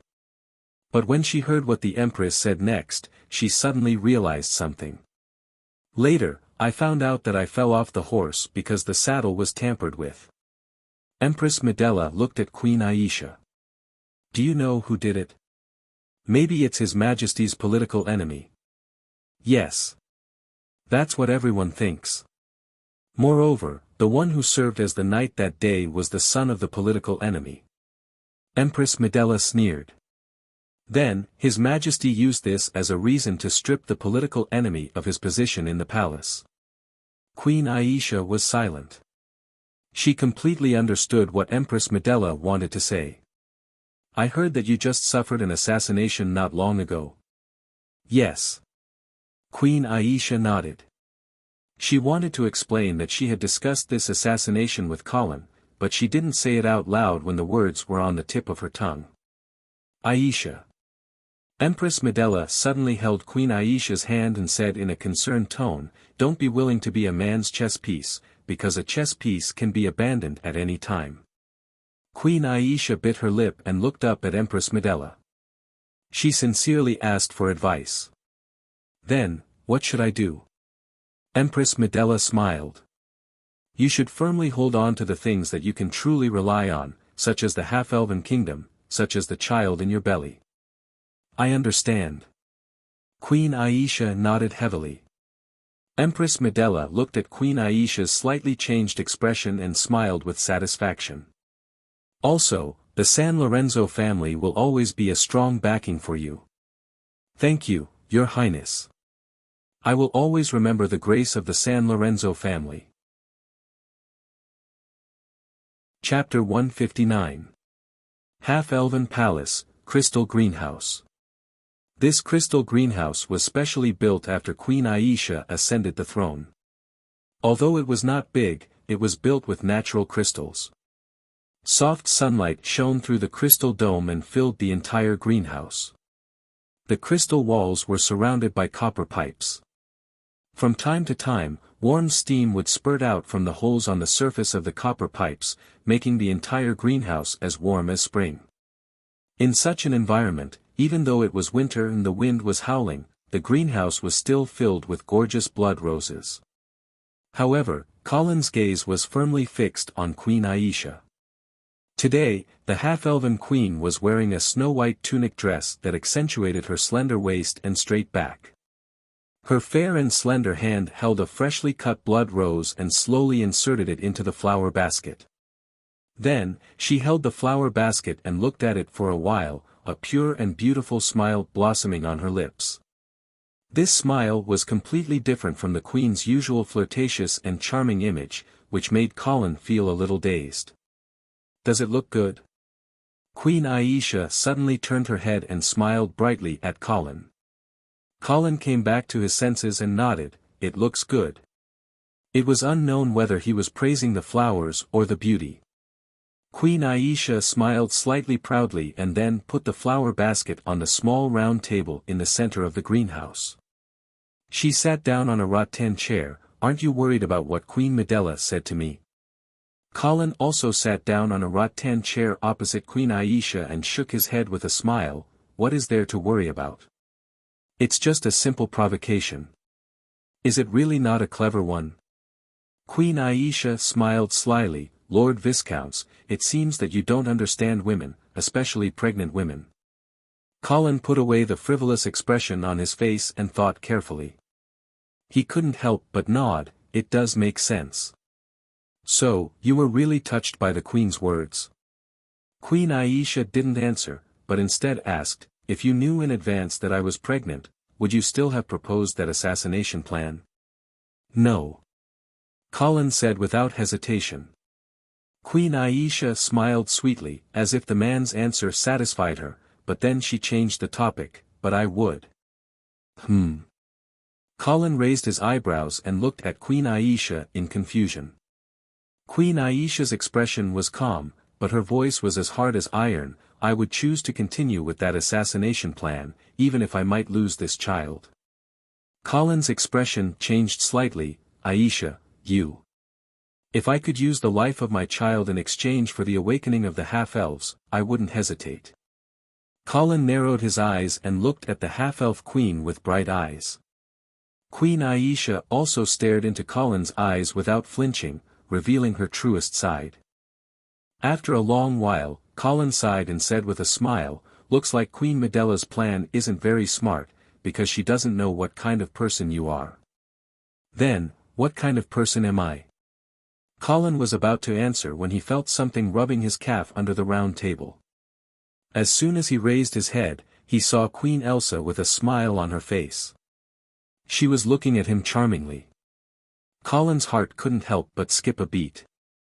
He quickly reached out and grabbed the other's naughty little foot that was teasing him. The delicate and smooth feeling made Colin couldn't help but hold Queen Aisha's delicate and charming jade foot in his palm and gently knead it. Queen Aisha's fair cheeks blushed, and her watery eyes glanced at Colin flirtatiously. It was as if she was complaining about his presumptuousness, but also as if she was encouraging him to be bold. Just as Colin was about to lift the round table in front of him and further explore the seductive and mysterious flower path, a maid suddenly reported from outside the crystal greenhouse. Your Majesty, Prince Harrison and Miss Vera are outside asking for an audience. Colin suddenly felt a little depressed. If it were anyone else, he would definitely ask Queen Aisha to send them away, but these two were really difficult to deal with. Queen Elsa looked at the deflated Colin. She suddenly covered her mouth and giggled. She comforted him, I will prepare honey chrysanthemum tea tonight. Lord Viscount, do you want to have a taste? Of course, Colin wouldn't refuse. Okay. I must try the tea personally made by your Majesty and see what it tastes like. Queen Elsa giggled and withdrew her slender foot from Colin's evil hand. She said to the maid outside in a loud voice, let them in. Soon, Prince Harrison and Vera walked in. Today, Vera was wearing a long white dress that was slightly trailing on the ground. She also wore a white curly-brimmed hat. She looked dignified and elegant, like a blooming magnolia. As soon as the girl entered the greenhouse, she smiled sweetly at Colin. If there weren't other people in the greenhouse, she would have jumped straight into Colin's arms. After a while, Vera looked at the beautiful blood roses and couldn't help but praise, Your Majesty, the blood roses that you have cultivated are getting more and more beautiful. Queen Aisha smiled gently and said, Miss Vera, you are too kind. If you want to learn, I would be happy to teach you. Vera was a little tempted, but she was also a little hesitant. Queen Aisha seemed to see through Vera's inner struggle, and she comforted her, don't worry, these flowers are cultivated with animal blood. Vera was relieved when she heard that there was no need for human blood or even human heads. She smiled and said, okay, then I will have to trouble you. Prince Harrison, of course, had no interest in the flower cultivation technology. He approached Colin and asked in an admiring tone. Your Excellency Viscount Angley, can you tell me how you defeated the 100,000 soldiers of the Eastern Army with only 8,000 black cavalry soldiers? Colin lowered his head and looked at the eldest prince of the Empire of Light, but there was a trace of annoyance in his heart. After all, Queen Medela had tried to sow discord between him and Queen Elsa. Naturally, Colin hated Prince Harrison, and he didn't like him either. He had long regarded the half-elf kingdom as his own, so how could he allow others to try to intervene? Not even the imperial family of the empire. Of course, he would not show this disgust. He still had a kind smile on his face and said perfunctorily, "Your Highness, it was the half-elf army that defeated the Eastern army, not the black cavalry soldiers. That is also very powerful. Can you teach me how to command cavalry in battle?" Prince Harrison had a pure and flawless smile on his face, but in Colin's eyes, it seemed a little fake. Colin rolled his eyes and suddenly had a good way to make the San Lorenzo family unhappy. Commanding cavalry in battle is just a small matter. Your Highness, as a prince of the empire, you should learn more powerful things. Prince Harrison's eyes lit up, and he suddenly became interested. What more powerful things? You will know when you come with me. After that, Colin took Prince Harrison and said goodbye to Queen Aisha and Vera, and then left the crystal greenhouse. Chapter 160. In the howling cold wind, Colin led Prince Harrison to the top of Silvermoon City's city wall. The snow outside the city hadn't melted yet. At this time, it was reflecting the rays of the setting sun, looking particularly gorgeous. Colin pointed at the huge pit outside the city and the Eastern region captives working beside it, and asked, "Your Highness, do you know what the pit I made the Eastern region captives dig is for?" Prince Harrison's eyes turned, and he remembered his mother's warning. He shook his head and said, "I don't know." Colin said in an indifferent tone, "That's their grave." Grave? Prince Harrison's face was full of horror. But the young prince's acting skills were obviously not up to par, and he was immediately seen through by the old senior Colin. However, Colin didn't expose him. Instead, he quietly looked at Prince Harrison, as if he was looking forward to his next performance. Prince Harrison panicked under Colin's gaze. He hurriedly asked, "Your Excellency Viscounts, are you going to bury all these Eastern region captives alive?" Bury them alive? No, that method is too crude. Moreover, with so many captives resisting, it will inevitably cause some damage to the black cavalry. So, you have a better way? Yes. Colin smiled mysteriously. This method is what I want to teach you. It's a truly powerful control technique. Prince Harrison was suddenly in a good mood. He looked at Colin with shining eyes, looking forward to his explanation. At this time, there was a sudden commotion outside the city. It seemed that the captives had a conflict with the overseer, and the two sides were confronting each other. At this distance, Prince Harrison couldn't hear what the two sides were arguing about. He could only look at Colin and ask, "Your Excellency Viscounts, do you know why they are arguing?" Colin seemed to know it like the back of his hand. He said indifferently, "Food." Food? Yes. These captives have been working for a day, but they haven't had a meal yet. They must be very hungry now, so they are arguing with the overseer. Prince Harrison nodded, and then asked, "Then, what is the truly powerful controlling technique that you mentioned?" Colin smiled. "Don't worry, Your Highness. Please continue watching." Prince Harrison could only watch patiently. After a period of time, the quarrel outside the city seemed to have finally come to a conclusion. Large pots were carried out one after another, steaming hot steam rising from them and emitting a tempting fragrance. The captives could not help but cheer, as if they were praising the merciful black cavalry. However, it didn't take long for the quarrel to start again. And this time, the quarrel was even more intense. The captives and the supervisors had even started to fight. Prince Harrison was confused. He asked again, "Your Excellency Viscounts, why are they fighting again?" "Because the captives will find that there is too little food. At most, it will only be enough for half of them." While the two were talking, the conflict outside the city had become more and more intense. The prisoners who had been hungry for a day poured their anger on the supervisors, thinking that they had embezzled the food. More and more people joined the fight. Blood was wantonly splashed on the snow, reflecting the light of the setting sun, creating a strange sense of beauty. Prince Harrison looked at the black cavalry soldiers who were watching from the side without any intention of stopping the quarrel. He wondered, "Your Excellency Viscounts, why aren't your black cavalry soldiers stopping the riot of the captives?" Colin, however, remained calm and unruffled as he asked, "Why should I stop it? They are rebelling against your will." "No, they are just rebelling against the supervisors." "Even so, don't you care about the supervisors?" "Why should I care?" Colin suddenly showed a strange smile. The supervisors themselves were selected from the captives.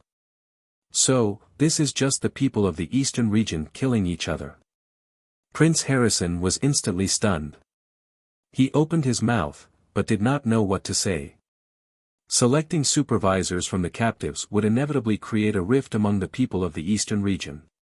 The captives who worked hard would definitely be jealous of their companions who were selected to be supervisors. This hatred would even surpass their hatred for the black cavalry. This was human nature. Then, Colin would deliberately give them less food. The captives would not resent the black cavalry because they did not dare. But they would transfer this resentment to their former companions, now the supervisors, thinking that these people were the real culprits who oppressed them. Once this hostility and jealousy broke out, the people of the eastern region would kill each other. There was no need for the black cavalry to do it himself. Prince Harrison suddenly felt that the Viscount Angley next to him was really scary. This method of playing with people's hearts was really terrifying.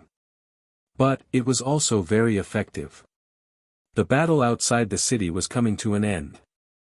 Although the supervisors did not need to work, they were stronger and had some simple weapons in their hands. But the captives had the absolute advantage in numbers and soon won the battle. Thousands of supervisors' bodies were thrown on the snow, next to the bodies of the captives. Black cavalry did not care about this. As long as the people of the eastern region did not try to break out of the restricted area, they could do whatever they wanted. The captives cheered loudly to celebrate the victory, and then immediately rushed to the cauldrons full of food. However, there was still not enough food to go around. So, the fighting broke out again. Piles of corpses were added to the snow. When the chaos finally subsided, the black cavalry finally entered the scene. They directed the remaining captives to bury the corpses, and then selected a new batch of supervisors from among them. Then, the next cycle, Colin looked at Prince Harrison, whose face was constantly changing, and suddenly asked, "Your Highness, look at those supervisors, what do they look like?" Prince Harrison was stunned and puzzled. What do they look like? Do they look like human nobles? Nobles? Yes, the number of nobles is smaller, but they have more power. They enslave a large number of their companions, but they are not much different from us. Prince Harrison felt a chill in his heart, and found that Colin's words were indeed reasonable. For some reason, he suddenly felt an inexplicable panic in his heart, and blurted out, "But in the real world, how could the commoners dare to rebel against the nobles? Under normal circumstances, of course they would not dare." Colin smiled and said, "But when they are forced into a dead end, what can they not do?" But even if they rebel, they can't win. The nobles in the real world are not like those supervisors. They are not something that the commoners can defeat with numbers. Colin did not refute this time. Instead, he sneered and said, "Your Highness, if you are obsessed with the question of whether the commoners can defeat the nobles, then you will fall into the trap of this game." "Trap? What do you mean?" Colin pointed in the direction of the huge pit outside the city, his eyes deep and dark. "Think about it, who arranged this conflict between the supervisors and the captives, and who is constantly intensifying this conflict and making them kill each other?" Prince Harrison's eyes narrowed. "It's you." Colin laughed heartily. "That's right.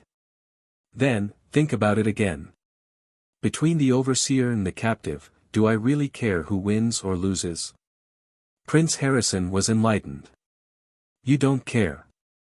As long as they fight among themselves, no matter who wins or loses, they will have already fallen into your trap.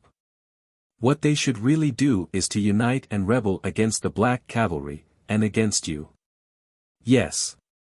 Colin nodded lightly, and then suddenly stopped talking. Prince Harrison pondered over this meaningful metaphor that Colin had mentioned, and seemed to have understood something. But suddenly, he was stunned. Because he thought of the two classes that the supervisors and the captives symbolized in the real world, the nobles and the commoners.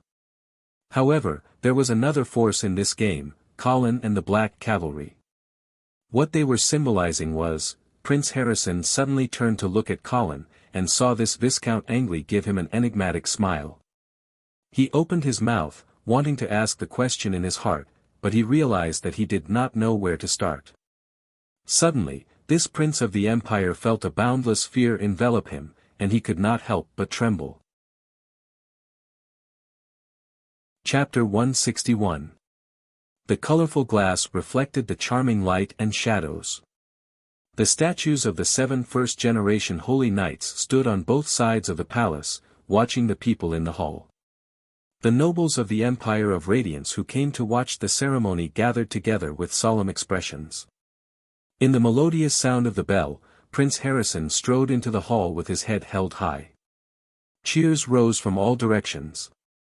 His Holiness Pope Gregory was holding the crown that symbolized the supreme power of the empire. He was standing on the left side of the throne, quietly watching Prince Harrison.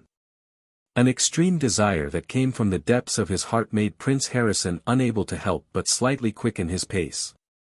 Arriving in front of Pope Gregory, Prince Harrison knelt down on one knee, waiting for his own coronation. However, as time passed, Pope Gregory didn't place the crown on Prince Harrison's head. The hall suddenly quieted down. Prince Harrison raised his head in confusion, only to see Pope Gregory's emotionless eyes. "Your Highness." Prince Harrison called out softly. Pope Gregory finally spoke, but his tone was extremely cold. "I'm sorry, Your Highness. The Lord needs a new shepherd." Boom. Prince Harrison suddenly felt like he was struck by lightning. His whole body froze on the spot, not knowing what to do. The sound in his ears suddenly disappeared, and Pope Gregory's figure seemed to be getting farther and farther away. He suddenly reached out with both hands, trying to grab the crown, but it was empty. Pope Gregory's face also became blurry, and in the end, it turned into Colin Angeli's appearance. Prince Harrison opened his mouth to shout, but he found that he couldn't make a sound. At some point, a whip suddenly appeared in his hand. Prince Harrison lowered his head and found that his luxurious clothes had turned into a shabby military uniform. Moreover, it was the uniform of the Eastern Army's Heavenly Horse Legion. Prince Harrison suddenly turned around and found that he was surrounded by a group of emaciated Eastern Army soldiers. Their eyes flashed with the flames of anger, and they were approaching him step by step. "Why won't you give us food? Are you really nobler than us? What right do you have to enslave us?" Fear instantly shrouded Prince Harrison. He tried to put up a strong front and waved his whip, trying to scare off the Eastern Army soldiers in front of him. However, such a threat was of little use. Roaring, these Eastern border soldiers charged at Prince Harrison like a pack of wild beasts. "Ah!" Prince Harrison let out a cry of despair. Then, he realized that his body was falling rapidly. When he turned around, he saw an endless abyss of darkness behind him. "Harrison, Harrison." Hearing his mother's voice, Prince Harrison finally woke up from his nightmare. He sat up abruptly and panted heavily. Only then did he realize that his body was drenched in cold sweat.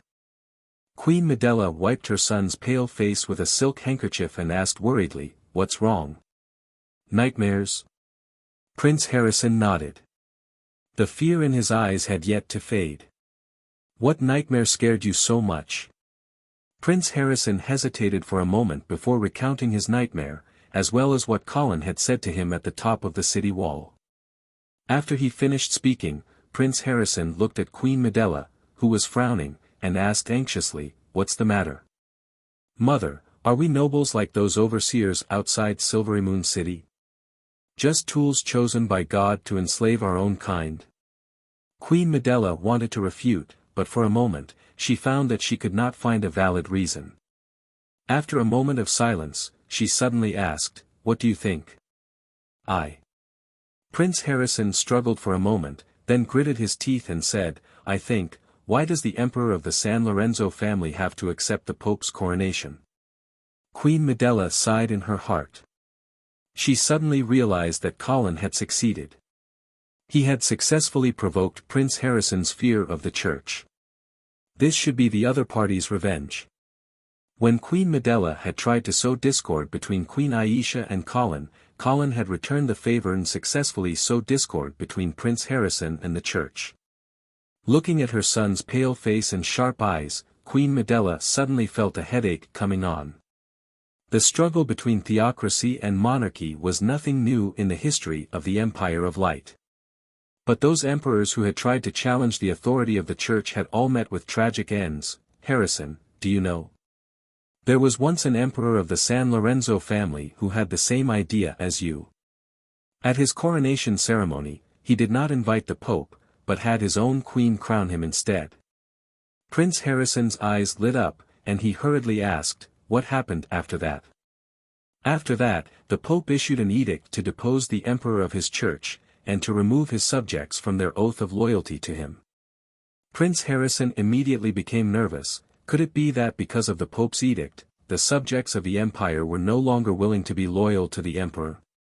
Yes, the dukes of the four territories declared at almost the same time that if the emperor could not obtain the Pope's forgiveness, they would no longer recognize him as the emperor. Prince Harrison's face instantly turned pale, and the light in his eyes disappeared. After a while, he opened his mouth again and asked in a small voice, "What happened after that?" The emperor, who had become the target of public criticism, had no choice but to beg for the Pope's forgiveness. On a snowy night, the emperor climbed the holy mountain barefooted and knelt in front of the Cathedral of Light for 3 days and 3 nights before he finally saw the Pope. The once proud emperor could only crawl before the Pope, spread his arms, his body in the shape of a cross, and repent for his crimes with tears and snot running down his face. The Pope used a thorny vine to whip the emperor 10 times on the back and sternly reprimanded the emperor for his crimes. After humiliating this queen consort of the mortal world, the Pope announced that he was pardoning the emperor of his crimes, restoring his church records, and agreeing to crown him. Hearing this, Prince Harrison couldn't help but tremble. The scene from his nightmare appeared before his eyes again, making him feel a suffocating fear. Empress Medela cupped her son's pale cheeks with both hands and forced him to look into her eyes. "So, Harrison, before you have absolute confidence, do not show any disrespect to the gods, not even the slightest bit," she said solemnly. Prince Harrison's expression was one of struggle as he said painfully, "Mother, can we only be the tools of God? Just like those supervisors outside the city, we can be abandoned and slaughtered at any time." "Harrison, that was Viscount Angley deliberately misleading you. How can we nobles be as weak as those supervisors? No matter how the commoners make a fuss, they will not be able to shake our rule. No, this is not a question of whether or not our rule can be shaken. Viscount Angley is right. As long as we are concerned about whether or not the commoners can defeat the nobles, we will fall into the church's trap. The church does not care who wins or loses. They only want a qualified tool to rule. If the San Lorenzo family is unable to control the situation of the empire, then they can choose a new royal family. Unless we unite and rebel against that high and mighty." "Shut up." Empress Medela suddenly stopped Prince Harrison's nonsense with a stern voice. Pulling her son's face closer to hers, Empress Medela warned with a gloomy expression, "Rebel? Harrison, do you think that even if those eastern captives and supervisors outside the city unite, they can really resist the Black Cavalry?" Prince Harrison shook his head with a pained expression. Empress Medela sighed, "So, don't think about these dangerous thoughts anymore. Go to sleep. You are the first heir of the San Lorenzo family. As long as you do not do evil, what reason does the Pope have to refuse to crown you? Prince Harrison hesitated for a moment, as if he wanted to say something, but in the end, he did not say it. He lowered his eyes and nodded obediently. Yes, mother, I understand. That's good. Go to sleep. Yes. Looking at her son who had fallen asleep again, Empress Medella's beautiful brows furrowed tighter and tighter. After a long while, she extinguished the magic lamp and walked out. There were no stars in the sky tonight.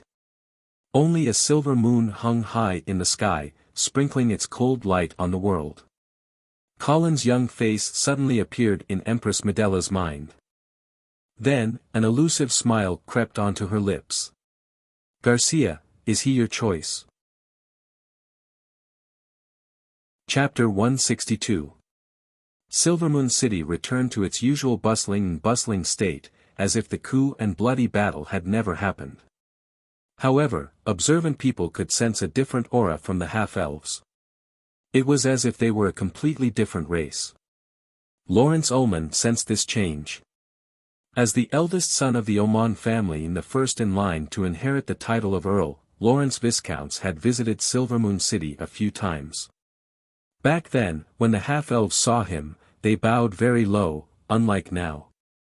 Although they were still respectful, they were neither servile nor overbearing. My apologies, Lord Viscounts. Our company's food has all been pre-ordered by the Angeli family. The Angeli family again. Viscount Lawrence was depressed. He had visited all the big and small companies in Silvermoon City these few days, only to find that the Angeli family had beaten him to it. Thinking of the half-elven nobles he had visited before, and how they had kept a respectful distance from him, Viscount Lawrence rubbed his chin and sighed.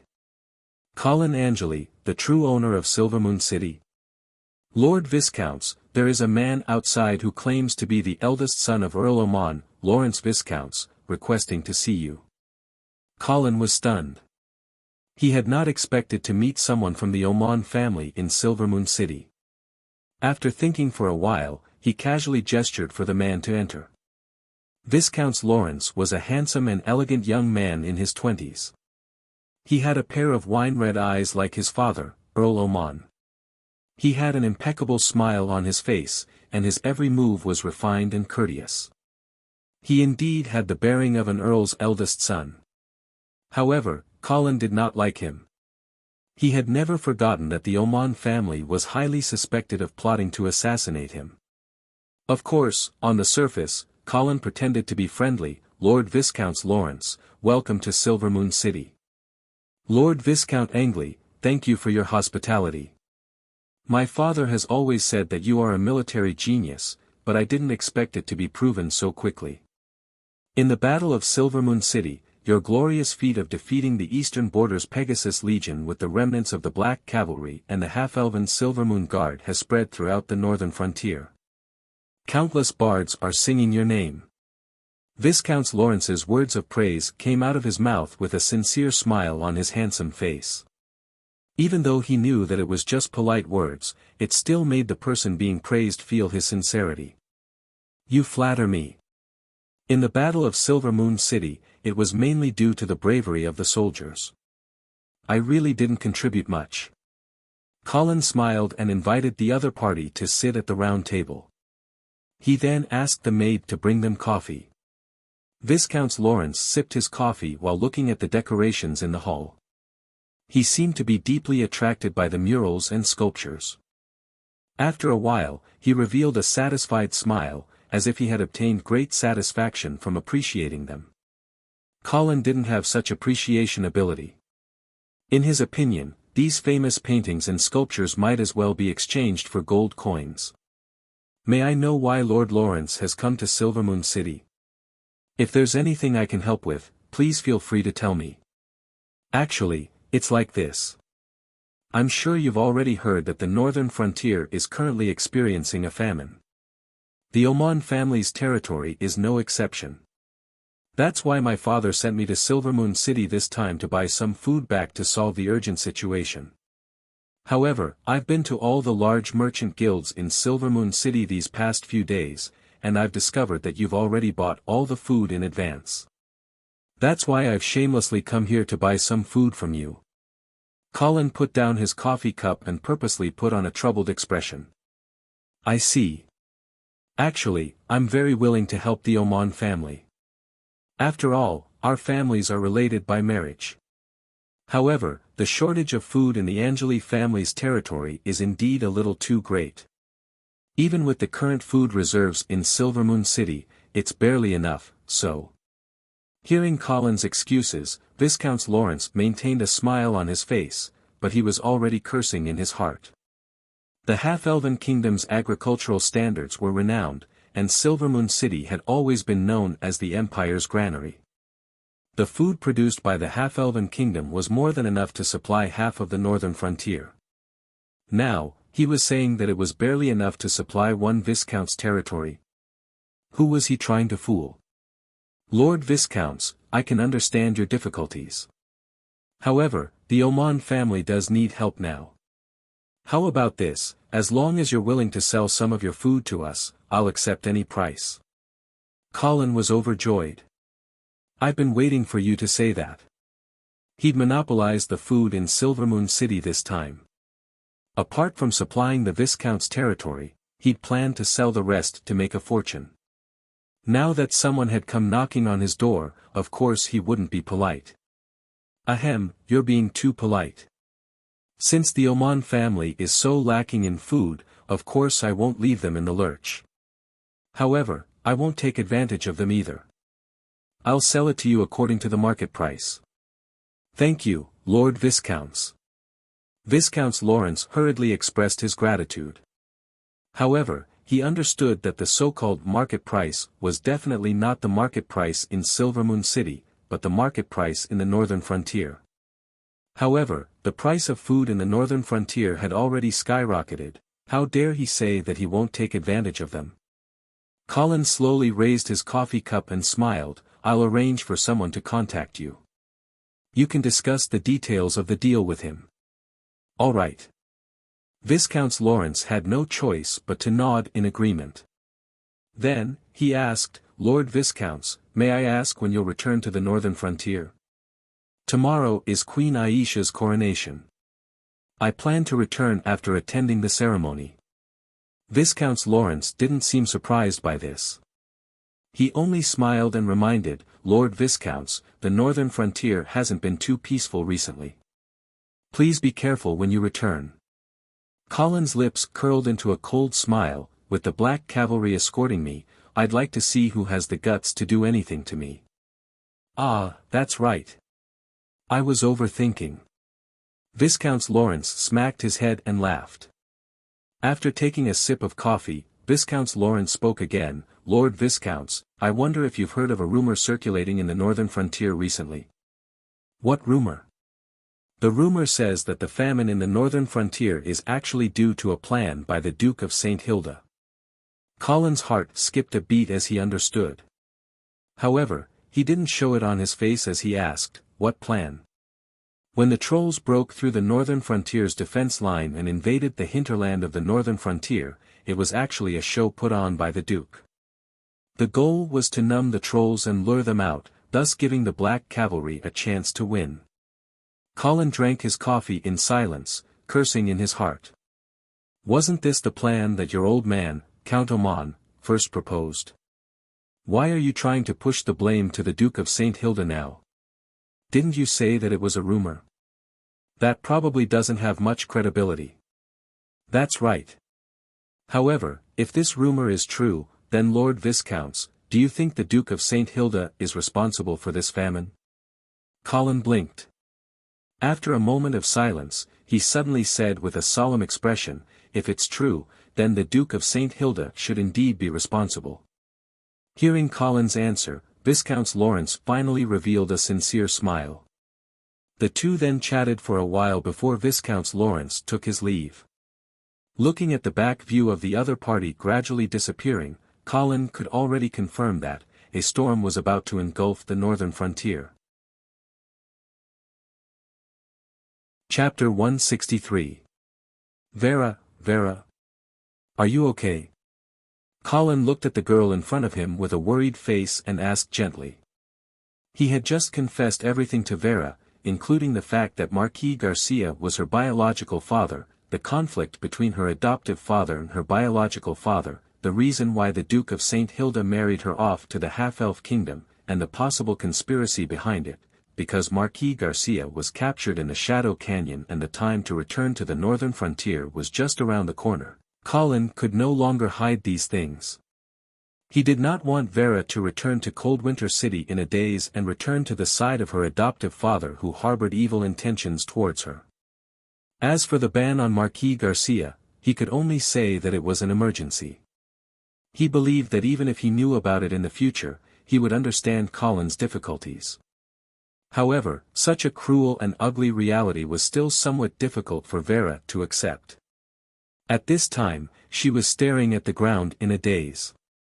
Her eyes were completely out of focus and her body was motionless, as if she had become a sculpture. Colin sighed, held the girl's cold hands, and spoke again. I have already sent an envoy to the eastern region to discuss the matter of Marquis Garcia's redemption with Marquis Vincent. When your biological father returns safely, if you still have any questions, you can ask him personally. Vera still did not speak, and she seemed to be in a daze. Knock knock. Hearing the knocking sound, Colin asked impatiently, "What is it?" "Lord Viscounts, Miss Vera, His Majesty's coronation ceremony is about to begin." "Okay, we will be there soon." Colin pinched Vera's chin, turned her gaze to him, and said, "I know these things are hard to accept at the moment, but now is not the time to grieve. The northern frontier is about to face a storm, and I must return as soon as possible. And you should return to Ice Stone City with me." "No." Vera finally opened her mouth. Her voice had become extremely hoarse. "No." Colin frowned. "Do you want to return to Winter Castle?" Vera shook her head again. "I don't want to go back to the northern frontier now. At the very least, I don't want to go back to the northern frontier until I see my biological father and ask him the whole story." Colin wanted to persuade Vera to stay in Silvermoon City, but on second thought, he felt that it was not a bad idea to let Vera stay in Silvermoon City. "All right then.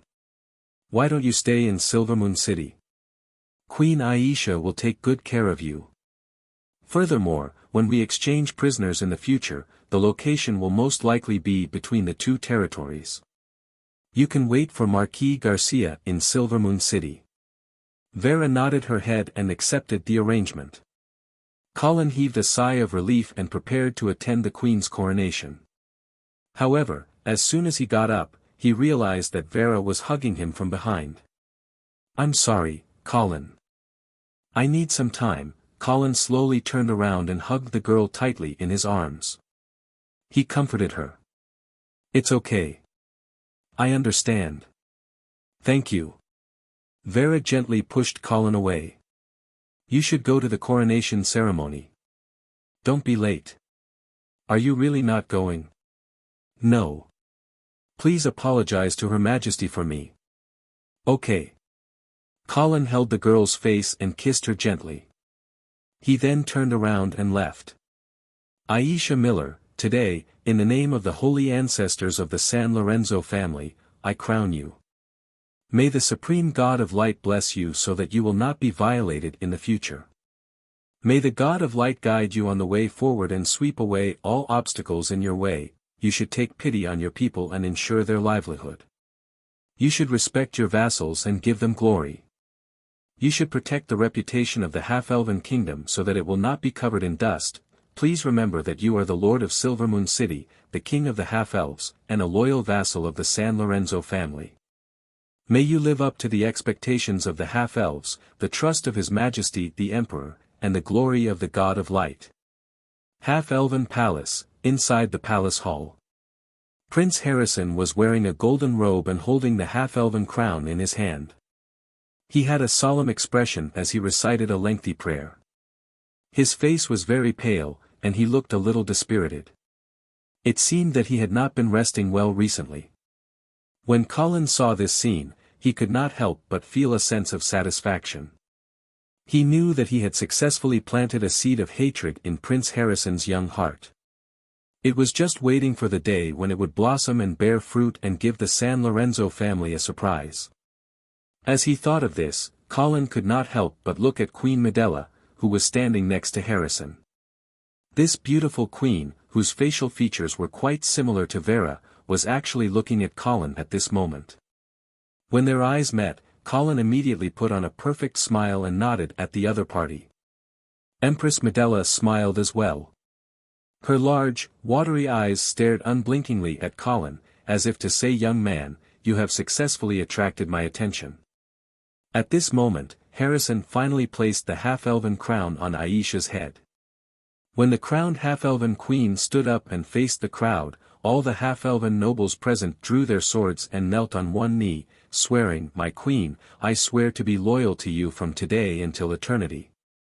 Queen Aisha lifted the hem of her dress and returned the bow to her vassals. Then the queen personally conferred the title of 4 knights, who were respectively her sword-bearer, bow-bearer, shield-bearer, and horse-bearer. Without exception, these knights were all members of the Miller family. From now on, they would accompany Queen Aisha and become her guardian knights. At this point, the coronation ceremony was officially over. Queen Aisha, wearing the half-elven crown on her head, left the hall surrounded by the crowd. She would host a banquet in the banquet hall to entertain the San Lorenzo royal family and the nobles who came to watch the ceremony. The sky was getting dark, and the lanterns were lit. On the floor of the banquet hall, which was paved with red paulownia wood, there were 3 long square tables filled with all kinds of delicious wine and food. Cream salmon pie, honey pine nut cake, smoked salmon salad, and the royal family's collection of champagne. Half-elven maids in colorful clothes stood like statues beside the long tables, ready to serve the guests who came to eat at any time. Unfortunately, there were not many guests who came to patronize, and even if they did, it was just a taste. When Colin walked into the hall alone, the banquet had not officially begun. He went straight to the long table, ignored the delicious food on the table, and went straight to his target, the deer blood wine. According to common sense, deer blood wine would not be served on the table in such a formal occasion, but obviously, this bottle of deer blood wine was specially prepared by Queen Aisha. At this time, a mature and lazy voice suddenly sounded, "Sir Viscounts, do you want some lemon?" Colin turned around and saw the main character of today's banquet, Queen Aisha, standing behind him. She wore a fiery red gauze dress and wore a half-elven crown on her golden hair. The bright smile on her face seemed to make the crystal magic lamps dim. "Okay." Colin smiled, understanding that the queen wanted to help him cover his scent, so he accepted her kindness. "Oh right, Vera is not willing to return to Ice Stone City with me. She wants to stay in Silvermoon City and wait for Marquis Garcia, so I hope you can help me look after her." "No problem, it would be my pleasure." "Okay, remember, do not let her return to chilly Winter City, even if the Duke of St. Hilda sends people to rush her." "I understand." At this time, there was a commotion at the entrance of the hall. Colin looked up and saw Queen Medela walking in with Prince Harrison. Perhaps it was a coincidence, but Queen Medela also wore a fiery red dress, revealing her slender arms and a large part of her smooth back. As she walked, her slender waist swayed gracefully, attracting the attention of all the nobles and gentlemen. Queen Aisha hurried forward to welcome them. Melodious music sounded, and the banquet officially began. Chapter 164.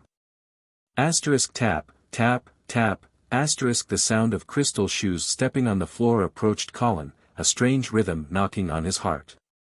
He couldn't help but turn around to see who the owner of the sound was. Then, he saw Empress Medela walking towards him with a smile on her face. "Viscount Angli, may I have the honor of dancing with you?" In the face of this glamorous empress invitation, Colin's heart was alarmed. This woman is up to something. "It would be my honor to dance with you, but I'm sorry, Your Highness, I've just invited Queen Aisha," but Queen Medela didn't seem to want to let Colin off so easily. She turned to Queen Aisha and asked with a smile. Your Highness, may I borrow Viscount Angley for a moment?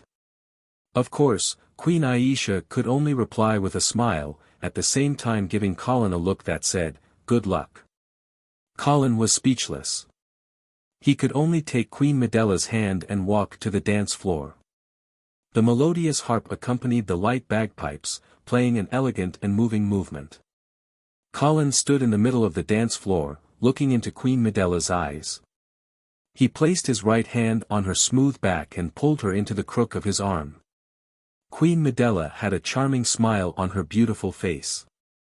She narrowed her eyes slightly, allowing Colin to guide her through one dance step after another.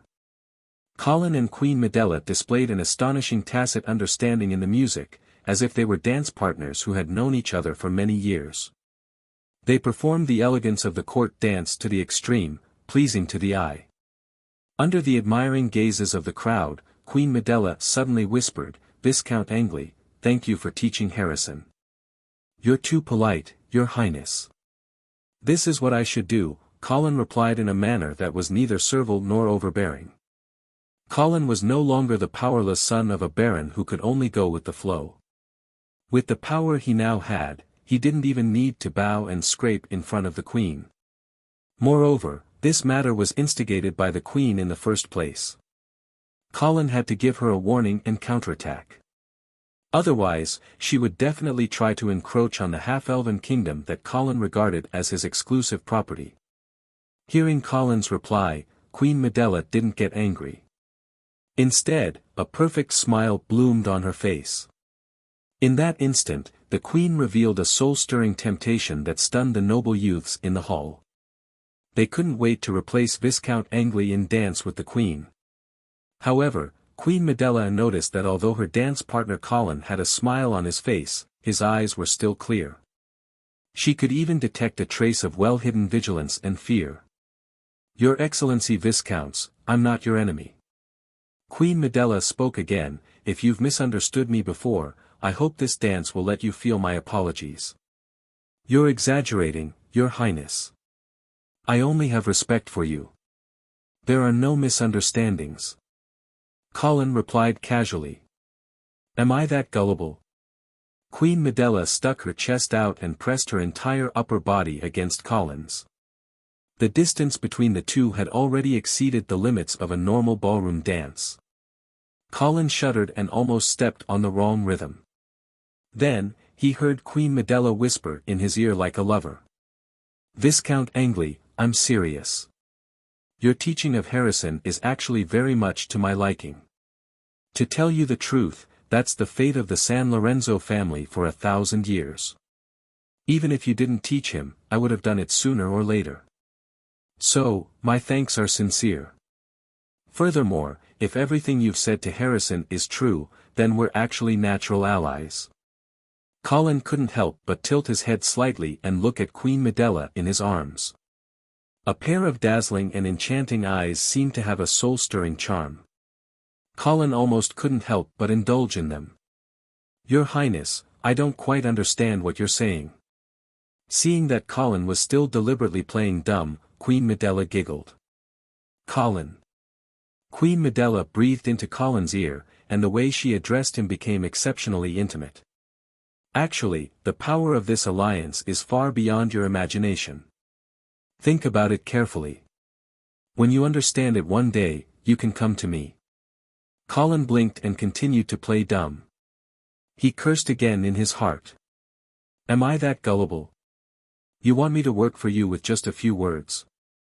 Seeing that Colin didn't respond, Queen Medella wasn't discouraged. Instead, she smiled again and said, as a thank you, I'll give you a little secret. Please speak. Colin finally spoke.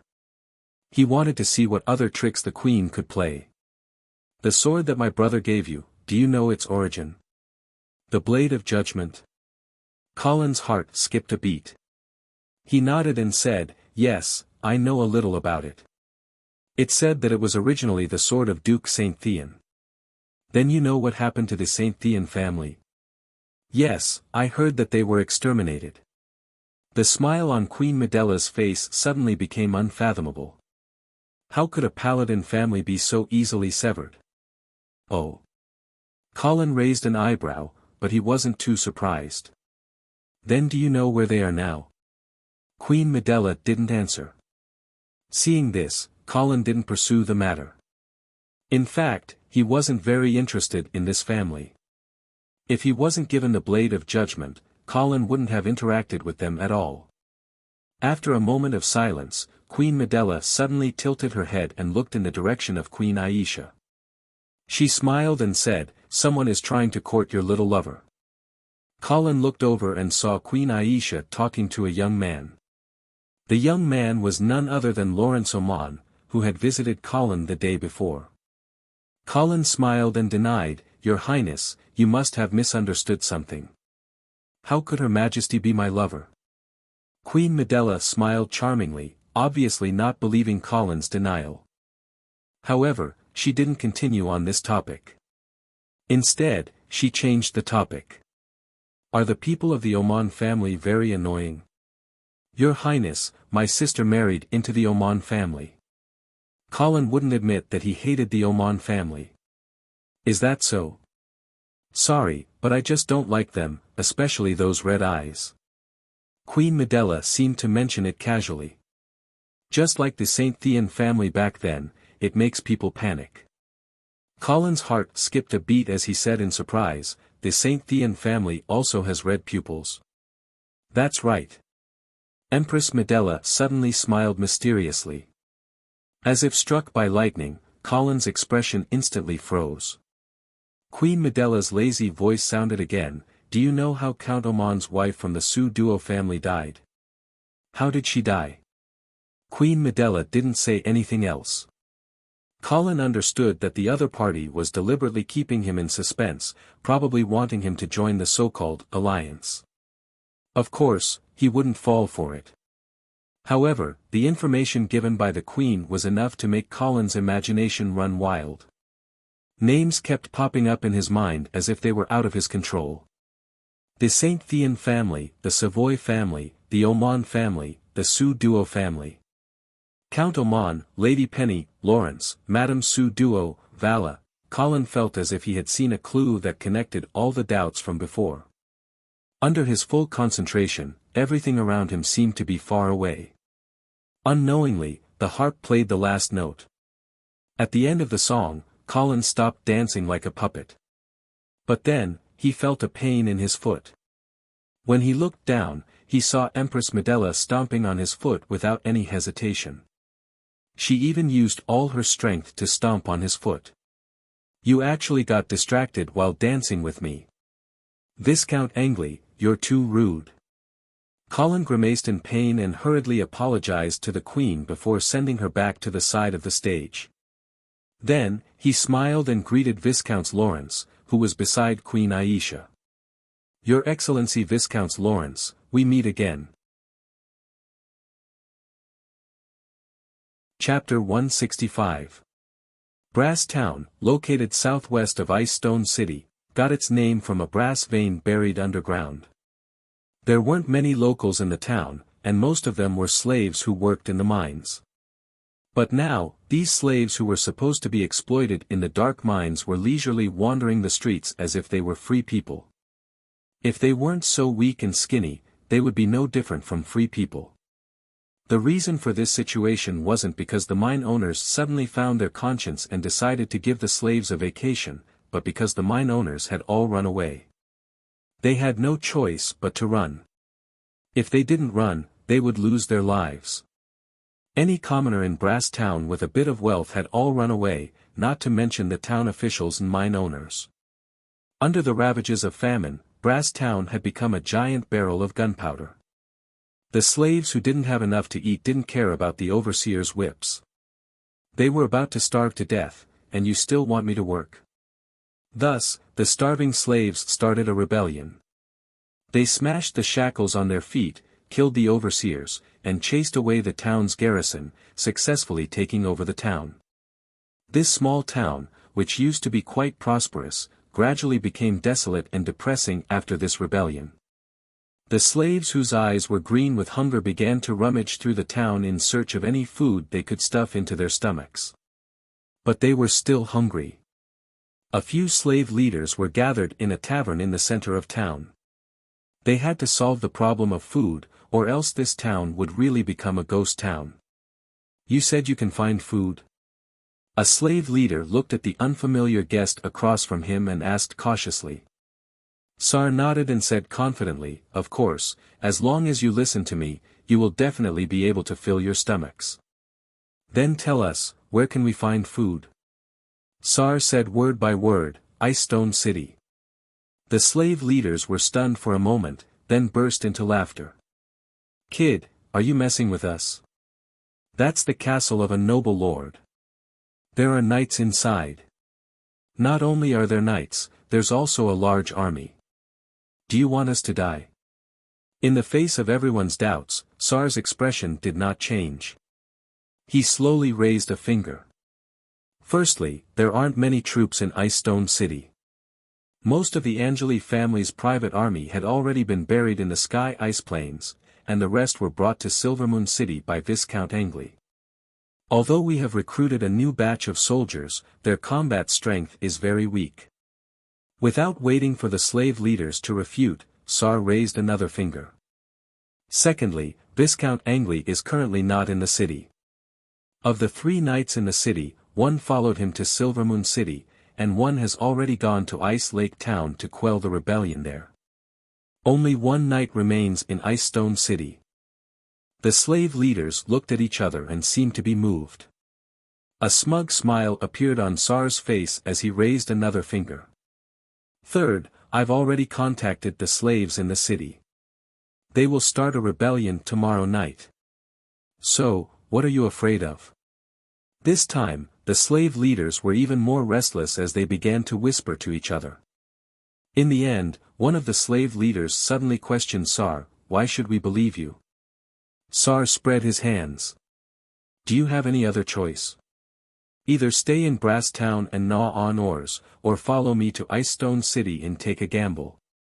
These words finally caused the expressions of most of the slave leaders to change. A flame called ambition was ignited in their eyes. After a fierce debate, the slave leaders finally came to a consensus. "All right, we'll go with you." The faint light of dawn slowly shone from the east, slowly tearing apart the darkness that enveloped the land bit by bit. The hazy light shone on the snow on the ground, sparkling and translucent. The slaves of Brass Town had already gathered in the wilderness north of the town before dawn. They were about to faint from hunger and could not wait to head to the place their leaders had promised them, a place filled with food. Sar looked at the 5,000 slaves gathered behind him, his heart full of ambition. Like a real general, he pointed in the direction of Ice Stone City and loudly ordered, "Advance." Unfortunately, the slaves' weak replies made his performance seem a bit comical. However, this little bit of awkwardness was unable to extinguish the flames of ambition rising in Sar's heart. He was like a real leader, leading his own army towards glory and victory. However, before they could walk far, the ground suddenly began to tremble slightly. The grass began to sway, and translucent dewdrops dripped down, finally sinking into the soil. The trembling of the ground grew stronger and stronger. Even the grass snapped and fell helplessly, sticking tightly to the ground. Tap tap tap, it was as if spring thunder had exploded the ground, or as if a flood was surging forth.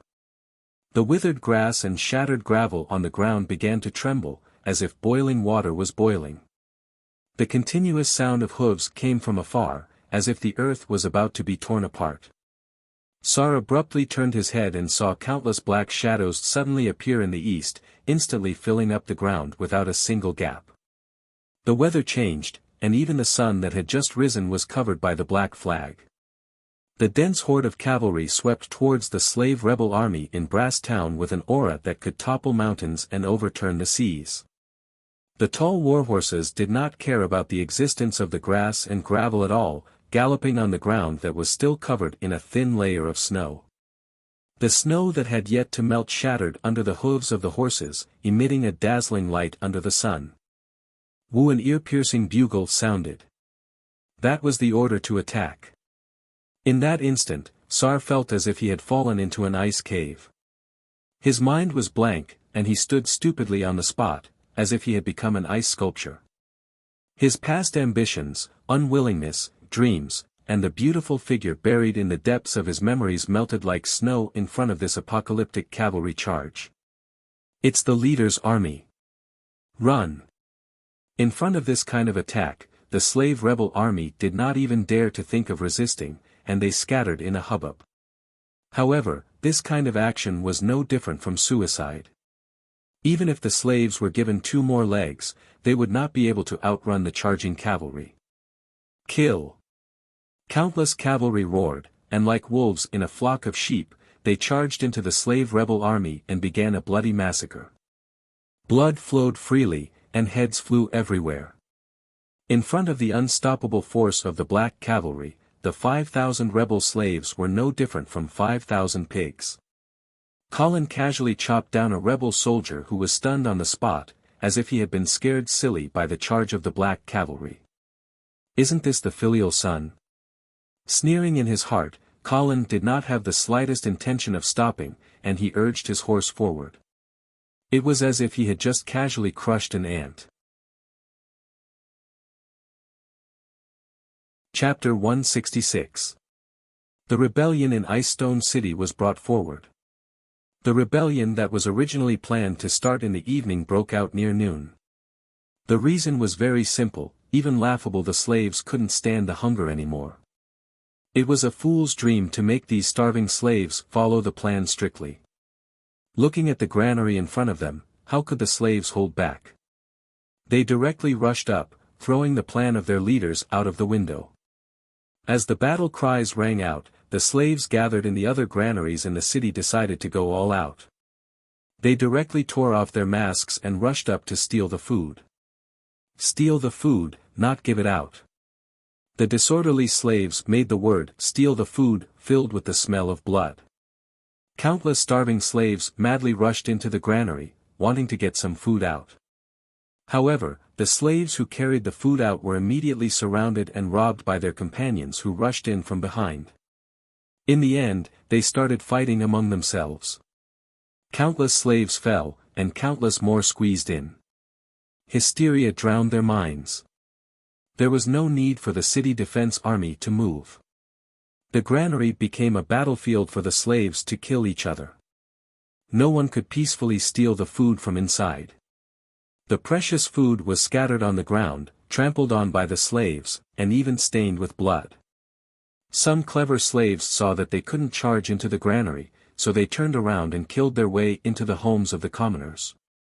Thus, the screams of men and the cries of women and children rang out. These slaves formed groups and wandered around the city, burning, killing, robbing, and committing all kinds of crimes, as if they were venting the anger that had accumulated in the past. The city defense army under the leadership of the Knight of Charles urgently moved out. However, Ice Stone City was indeed in its weakest state right now. The Angeli family's army had already suffered heavy losses in the war with the trolls at the beginning of the year, and most of the veterans had been taken by the Knight of Rigo to Silvermoon City to support Colin. A few days ago, Baron Raymond led a group of troops to suppress the rebellion in Ice Lake Town. Currently, the Knight of Charles only had less than 2,000 regular soldiers, and they were all new recruits. In addition, there were 3,000 reserve soldiers. But at this time, whether it was the new recruits or the reserves, they all had to go to the battlefield, or else Ice Stone City would definitely be destroyed by the slave rebellion. Fortunately, although there were many slaves, their ability to organize. Forget it, they were not organized at all. They were a group of lunatics who only wanted to grab food to eat. The Knight of Seal first arranged for a large number of troops to guard the Red Castle, then sent troops to occupy the 4 city gates, locking the slave rebels in the city. Finally, he sent a small group of troops to the city to maintain order, killing any rebels who caused trouble in the city. However, he deliberately did not send a single soldier to the granaries in the city. That was because Xiar understood that these granaries were the key points of the rebel army. Once they sent troops there, it would be a chaotic and bloody battle. The city defense army, which was already weak, would definitely suffer heavy losses. Therefore, after discussing with Butler Eamon, Knight Charles decided to give up on the granary and stabilize the situation in the city first. As for the food that had been wasted, they could only give up on it. However, Butler Eamon told him that Viscount Angley was already on his way back and had brought back a large amount of food from Silvery Moon City. Now that the food in the city had been wasted, it was fine. The Knight of Seal's strategy was proven to be very successful. By nightfall, the situation in Ice Stone City had basically stabilized. The rebel army scattered in the city had basically been eliminated, leaving only a few granaries in chaos. At this time, a faint muffled sound began to ring, and the ground began to tremble slightly. The Knight of Seal could not be more familiar with this. This was a sign that the cavalry army was about to arrive. He immediately rushed to the top of the city wall and looked towards the east of the city. There was a cloud of dust that did not settle for a long time. Then, a black line appeared on the horizon and quickly spread out. Under the illumination of the sunset, it was as if a divine weapon had descended from the heavens. The Knight of Seal's eyes instantly reddened, because he saw the black flag that had haunted his dreams, as well as the extremely familiar black armor and the black warhorse black cavalry. "Open the city gates." The Knight of Seal roared as he ordered. With a creak, the east city gates immediately opened. In the blink of an eye, the charging vanguard of the black cavalry charged into Ice Stone City through the open city gates. "Cavalry, the cavalry is here." The slaves at the granaries were still fighting for food, but the shouts and the rumbling of horse hooves that followed caused them to tremble in fear. "Kneel and surrender, disarm and we will spare your lives." The cavalry formed 5 rows and galloped on the wide streets of Ice Stone City without any scruples. Anyone who blocked their path was knocked to the ground and crushed into mud. At this time, no matter who it was, no one could stop their charge. Even if there were innocent passers-by who did not have time to dodge, they could not slow down their speed. The slaves who had been incomparably fierce when they were fighting for food instantly wilted when they encountered a true elite army. Before the black cavalry even reached the granaries, the slaves gathered inside had already scattered and fled for their lives. There were also a few who were not afraid of death and actually charged at the black cavalry with simple weapons, but their fates were needless to say. As if they had poked a hornet's nest, the slaves fled in all directions amidst cries of alarm. Unfortunately, how could they escape the cavalry's pursuit? With a loud bang, dozens of figures were sent flying by the charging warhorses. Blood sprayed out in the air, and it was unknown how many of their bones were broken. The squads of black cavalry were like sharp knives cutting into butter. Their speed did not slow down at all as they trampled through the crowd of slaves just like that. The cavalry on the horses bent down skillfully, swung their blades, and used the horsepower to easily cut off row after row of heads. Countless mouthfuls of blood sprayed into the air and then onto the ground. Hundreds of cavalry galloped through the streets in front of the granaries like the wind, leaving behind a trail of blood. This was without a doubt a massacre. In front of the elite black cavalry, the rebellious slave army appeared so weak and laughable. Just one charge was enough to make them lose their courage. The slaves who were lucky enough to survive suddenly scattered, not even having the courage to look back as they fled in all directions as if their lives depended on it. However, it was a pity that they would encounter the Blackguard's cleanup team elsewhere. At this time, if one were to look down from above, the squads of black cavalry were like black dragons, shuttling back and forth on the streets of Ice Stone City, washing the slave army into pieces and sending flesh and blood flying everywhere. When Colin led the main force of the black cavalry to Ice Stone City, he discovered that the rebels in the city had already been cleaned up by the vanguard. Steward Eamon and Knight Charles were also already waiting outside the eastern city gate to welcome his arrival. "Sir Viscounts, welcome home." Colin laughed, his 2 legs lightly clamped on the horse's belly as he said loudly, "Let's go home." Chapter 167. Under the cold moonlight, Colin came to a balcony of the Red Castle. Behind him, the maids were busily setting up the tables and chairs.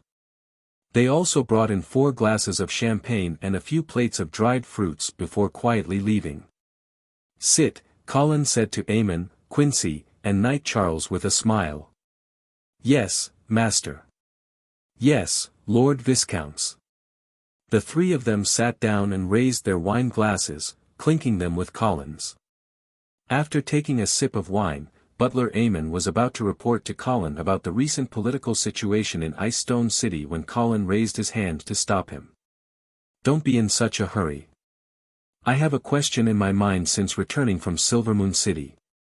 If I don't solve it, I probably won't be able to think about anything else." "Master, what is it?" Colin rubbed his chin and asked. "Count Oman's wife is the sister of the former Viscount Su Duo, right?" "Yes." "Then what color is this countess's pupils?" Eamon turned to look at Quincy. Clearly, this old man who had been a tax official in Ice Stone City for decades should know.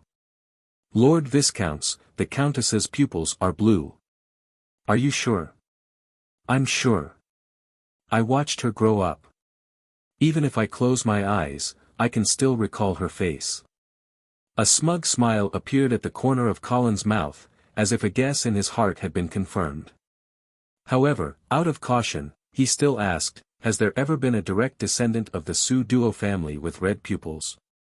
"Red?" Quincy thought for a moment and shook his head. "No, red pupils are rather rare. As far as I know, no direct descendant of the Su Duo family has ever had pupils of this color." "That's right." Colin clapped his hands excitedly. He finally understood what the little secret that Empress Medela had only revealed half of in Silvermoon City was. Eamon, Quincy, and Charles looked at each other. Clearly, none of them could follow Colin's train of thought. Colin explained with a smile, Count Oman had red pupils, while the Countess had blue pupils. Then why did the Viscounts Lawrence have red pupils? Butler Eamon frowned and became even more confused. Quincy cautiously reminded him as well. "Milord, Viscounts Lawrence's red eyes were given to him by Count Oman. This shouldn't be a problem, right?" "No, there's a big problem." Colin's lips curled into a mysterious smile. However, Colin was a little worried about how to explain this genetic problem. There was no pea-growing Mendel in this world.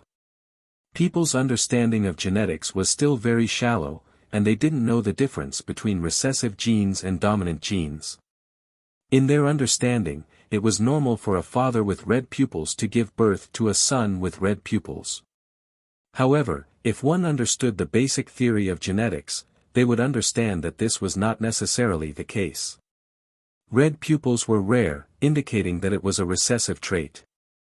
For a recessive trait to be expressed in a child, he had to obtain a corresponding recessive gene from both the father and mother.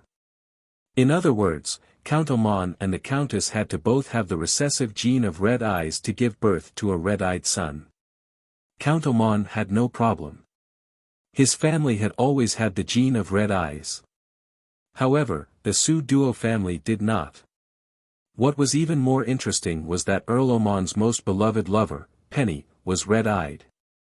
According to the laws of genetics, a child born of 2 red-eyed parents would definitely have red eyes. Just like how if both parents had single eyelids, the child would also have single eyelids. Thus, the color of the pupils of the Oman family's descendants was very interesting. Viscounts Lawrence, who wasn't supposed to have red eyes, had red eyes. Vala, who was supposed to have red eyes, had blue eyes. Colin was still worried that he had remembered wrongly, so he confirmed with Eamon. "What is the color of my brother-in-law Vala's pupils?"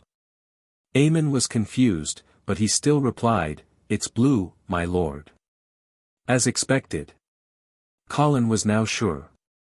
Excluding the fact that there was also a neighboring old Wang in the Count's castle and genetic mutation, this was an extremely small probability. According to the laws of genetics and the pupils of the Count's descendants Vala, the illegitimate child, was actually the child of Count Oman and the Countess. Lawrence, on the other hand, should be the child of Count Oman and his lover, Penny. Then why did Count Oman raise his son as an illegitimate child, while the illegitimate child was treated as the first heir to his title? There was only one explanation for this behavior that defied common sense. Penny's identity was probably even nobler than the Countess of the Su Duo family. Combined with what Queen Medela had said, the Saint Thean family that should have been cut off also had the red eye gene. Then, the truth of the matter was not hard to guess. Count Oman's lover, Penny, was probably a descendant of the Saint Thean family. Colin finally understood why Count Oman valued this illegitimate child so much. Not only did he help him marry the daughter of the Angeli family, but he also tried to assassinate Colin and help Vala obtain a baron's family business. If he was an ordinary illegitimate child of a noble, how could he have received such great help from his father? Count Oman's actions were clearly due to his guilt towards his true son, and he wanted to make it up to him. Thinking about it more deeply, Count Oman probably really did have bad intentions when he suggested to Duke Saint Hilda to lure the enemy deep into their territory. His original intention was to use this to incite internal strife in the northern frontier, so that the Saint Thean family could take the opportunity to make a comeback and take revenge. Unfortunately, the Saint Hilda brothers were one step ahead and did not fall for his trick. The current coup in Silvery Moon City, as well as the current rebellion in the northern frontier, probably had something to do with the Saint Thean family. Colin had been suspicious about who had arranged for the Pegasus Legion to ambush the Black Cavalry in the shadowy canyon. The Duke of Saint Hilda could not have done this, but the Saint Thean family could.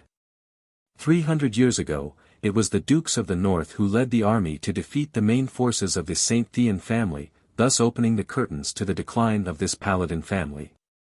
With the unerasable hatred between them and the House of Saint Hilda, it was not difficult to gain the trust of the eastern region.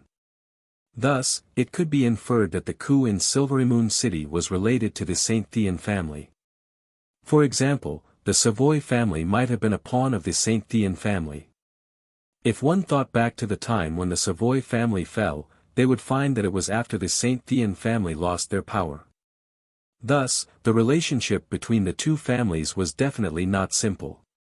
The more Colin thought about it, the more he felt that his conjecture was not far from the truth. The only thing he was not sure about was what role the Duke of Saint Hilda had played in this series of conspiracies. No matter how he looked at it, Colin did not think that he was a person who had been fooled by the Saint Thean family. Since Queen Medela knew that the Saint Thean family was hiding in the dark, there was no reason that her brother, the Duke of Saint Hilda, did not know. Come to think of it, in the first conspiracy of the Saint Thean family against the northern frontier, the Duke of Saint Hilda was actually the one who had benefited the most. In the second conspiracy, the Duke of Saint Hilda did not lose too much. Although the destruction of the Black Cavalry had greatly reduced the military strength of the northern frontier, it had also helped him completely eliminate the internal threats. The Duke of Saint Hilda had deliberately hidden his sanctuary-level strength in order to stabilize the current situation. As long as he could continue to stabilize the situation, perhaps he would still be the one who had the last laugh this time.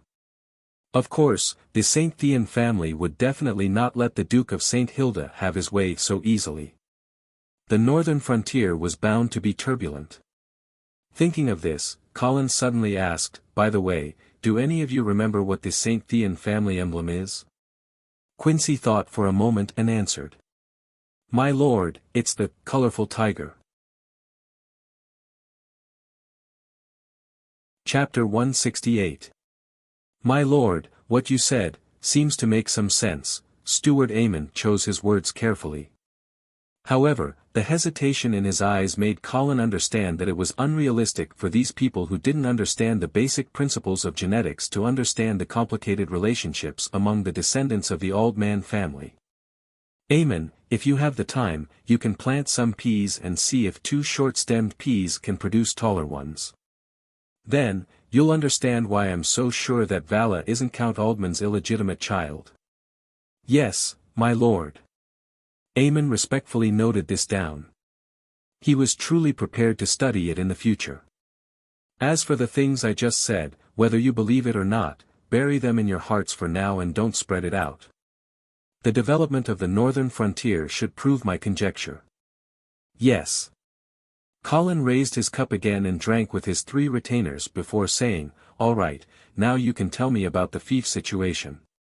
"Yes, my lord." Eamon cleared his throat and then began to report to Colin about the development of the Viscount's fief. In the 4 months since Colin left, the fief's finances had recovered slightly from the disaster caused by the Trolls' invasion. However, due to the recent food crisis, the situation was still not optimistic. Fortunately, Colin had brought back a large amount of food from Silvery Moon City this time, so the situation would probably change soon. Ice Stone City's lowering taxes to attract trade was very successful. More and more merchants were now using Ice Stone City as a transit point for border trade. With Colin's current influence in Silvery Moon City, there would be even more half-elf merchants coming to Ice Stone City in the future. Therefore, the #1 trading city on the border that Quincy spoke of seemed to be taking shape. Of course, this kind of distant water couldn't put out a nearby fire. Currently, the Angeli family's finances could only be supported by the loans from the Tulip Merchant Guild. However, after taking control of the rich half-elf kingdom, as long as Colin didn't immediately start a war of aggression, then Queen Aisha would be able to support him. This was the benefit of keeping a rich woman. That's right, Colin felt that he was the one supporting Queen Aisha, not the other way around. After all, Queen Aisha's throne was won by Colin, so there was nothing wrong with it. After talking about the economy, it was time to talk about the military. The 3,000 infantrymen trained by Baron Raymond are already capable of fighting, but the 1,000 cavalrymen trained by Knight Charles are still lacking. Of course, it wouldn't be a problem for them to deal with the slave rebellion, but if they had to go to the battlefield to deal with the regular army, it would be difficult. However, the 6,000 black cavalry that Colin brought back this time could completely change the military strength of the Angeli family. In addition to the half-elven Silvermoon Guard that could be deployed at any time, Colin had now become a military force that could not be ignored in the north of the Empire. Especially in the current chaotic situation, Colin's weight was even more important. "Eamon, send someone to Winter City and help me ask the Duke of St. Hilda to marry Miss Vera." "Master, it would be more appropriate for you to personally go to Winter City for this kind of thing." Eamon hesitated for a moment before persuading him. "But I can't leave. Now that the northern frontier is full of rebellions, it is more appropriate for me to stay in Ice Stone City. Besides, I have already personally asked the Duke once at Lion's Roar Castle, but the Duke didn't agree. Now that I am bringing up the old matter again, even if I am not present, it is not too rude." Eamon thought for a moment and felt that what Colin said was reasonable, so he didn't insist. "All right, Master, I will arrange it." Colin nodded in satisfaction. He wouldn't go to Winter City personally at this time. Other than having to stay in Ice Stone City, he was also worried that he would be schemed against by the scheming Duke. In the current situation at the northern frontier, as long as Colin sat on the fishing platform, both the House of St. Hilda and the St. Thean family would have to rope him in. Therefore, Colin felt that if the Duke of St. Hilda was smart, he would definitely not reject his marriage proposal. Also, send someone to pay attention to the movements of Marquis Dawson and Earl Oman and report to me at any time. Colin felt that the most important cards in the St. Thean family's hands were probably these two. He just didn't know if other families would join in. "Yes, Master." Eamon nodded and then reminded, "Master, I am afraid that we will have to pay attention to the Trolls' movements." Trolls? Colin finally realized that he had almost overlooked the northern frontier's mortal enemy. Although the Trolls' main army had just been wiped out by the Black Cavalry, with the Empire's foundation, it wasn't impossible for them to put together another army of 100,000 in the near future. With this kind of strength, in the northern frontier where civil strife was about to erupt, they would have a lot of weight. Moreover, Colin had already realized that the relationship between the St. Thean family and the Trolls was not simple. During the first Northern Frontier Rebellion, the trolls had been the St. Thean family's greatest support. This time, Colin remembered that the St. Thean family's most important chess piece in Silvery Moon City was Sith Savoy, who had been introduced to him by Prince Okamoto. Thinking of this, the situation that the Duke of St. Hilda was about to face was much more severe than Colin had imagined. Send someone to keep an eye on the trolls. Inform me if there is any news. Yes, Master. Charles, help me train another 3,000 cavalrymen. If the instructor doesn't have enough men, you can find Knight Roger. Yes, Lord Viscounts. When the Knight of Rigo returns to Ice Stone City, have him recruit another 5,000 infantrymen and train them. Colin now felt a sense of urgency. If he wanted to protect himself in the upcoming Northern Frontier Rebellion, or even take advantage of the situation, he had to quickly expand his army. Steward Aemon frowned and advised, Master, if you do this, the financial pressure on our family will be too great. You don't have to worry about this. Colin waved his hand and said heroically, I have already reached an agreement with Queen Aisha. The half-elven kingdom will support the construction of our army, and in return, I will help the half-elves defend against foreign enemies. That's great. Aemon and the other two obviously didn't understand the relationship between Colin and Queen Aisha. Now that they heard that this agreement was so beneficial to the Angeli family, they were instantly filled with disbelief and joy.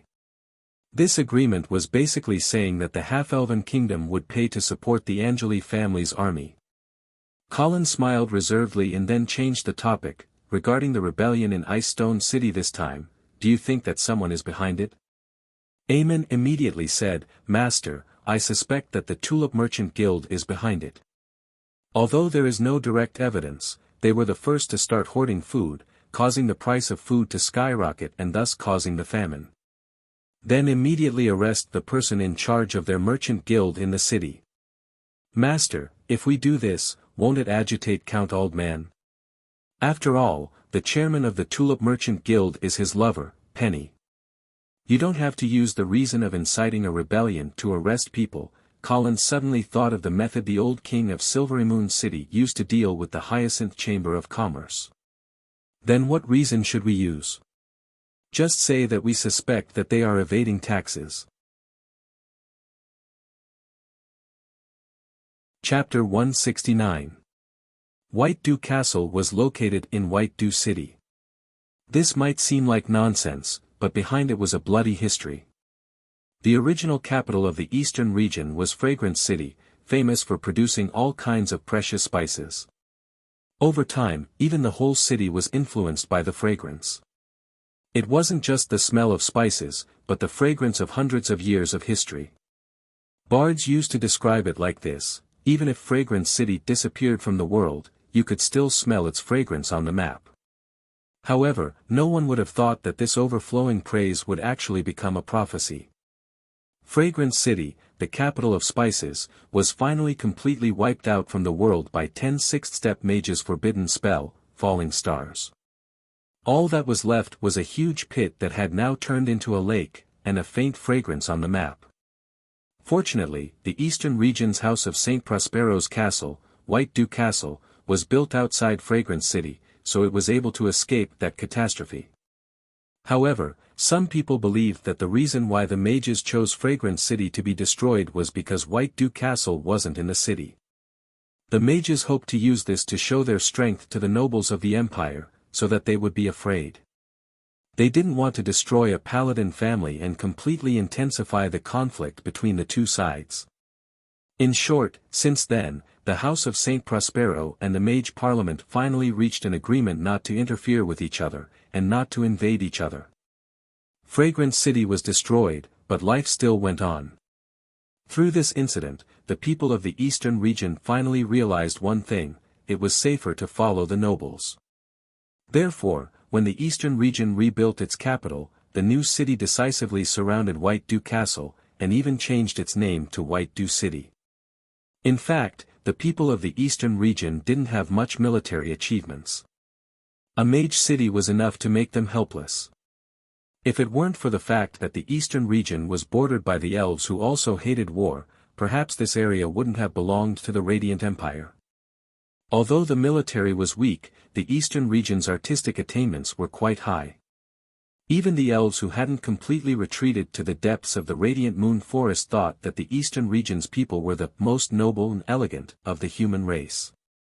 The White Dew Castle, located in the center of the White Dew City, was also the architectural masterpiece that the eastern region was most proud of. The dome, which was inlaid with white jade, was spotlessly white and flawless.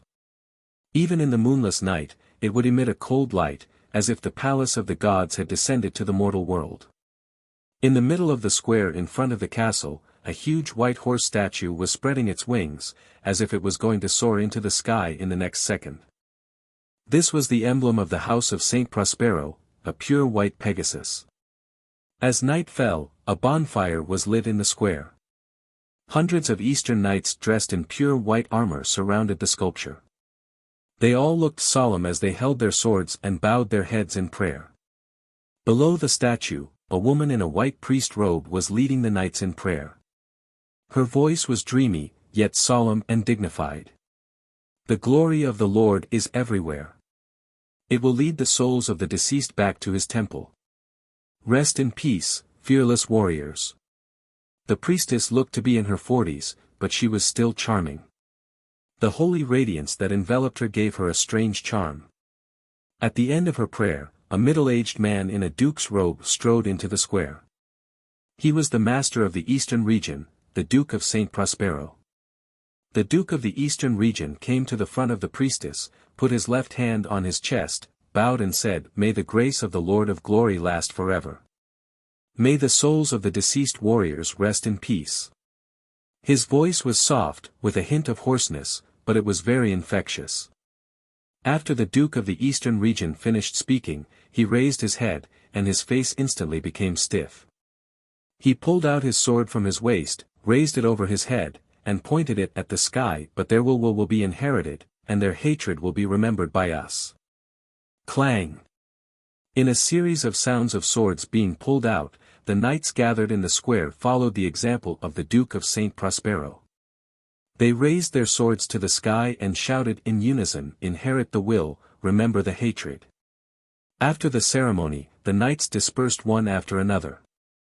The Earl of Avon slowly walked over and saluted the Duke of Saint Prospero and the priestess, "Father, Mother." It turned out that the priestess was the Duchess.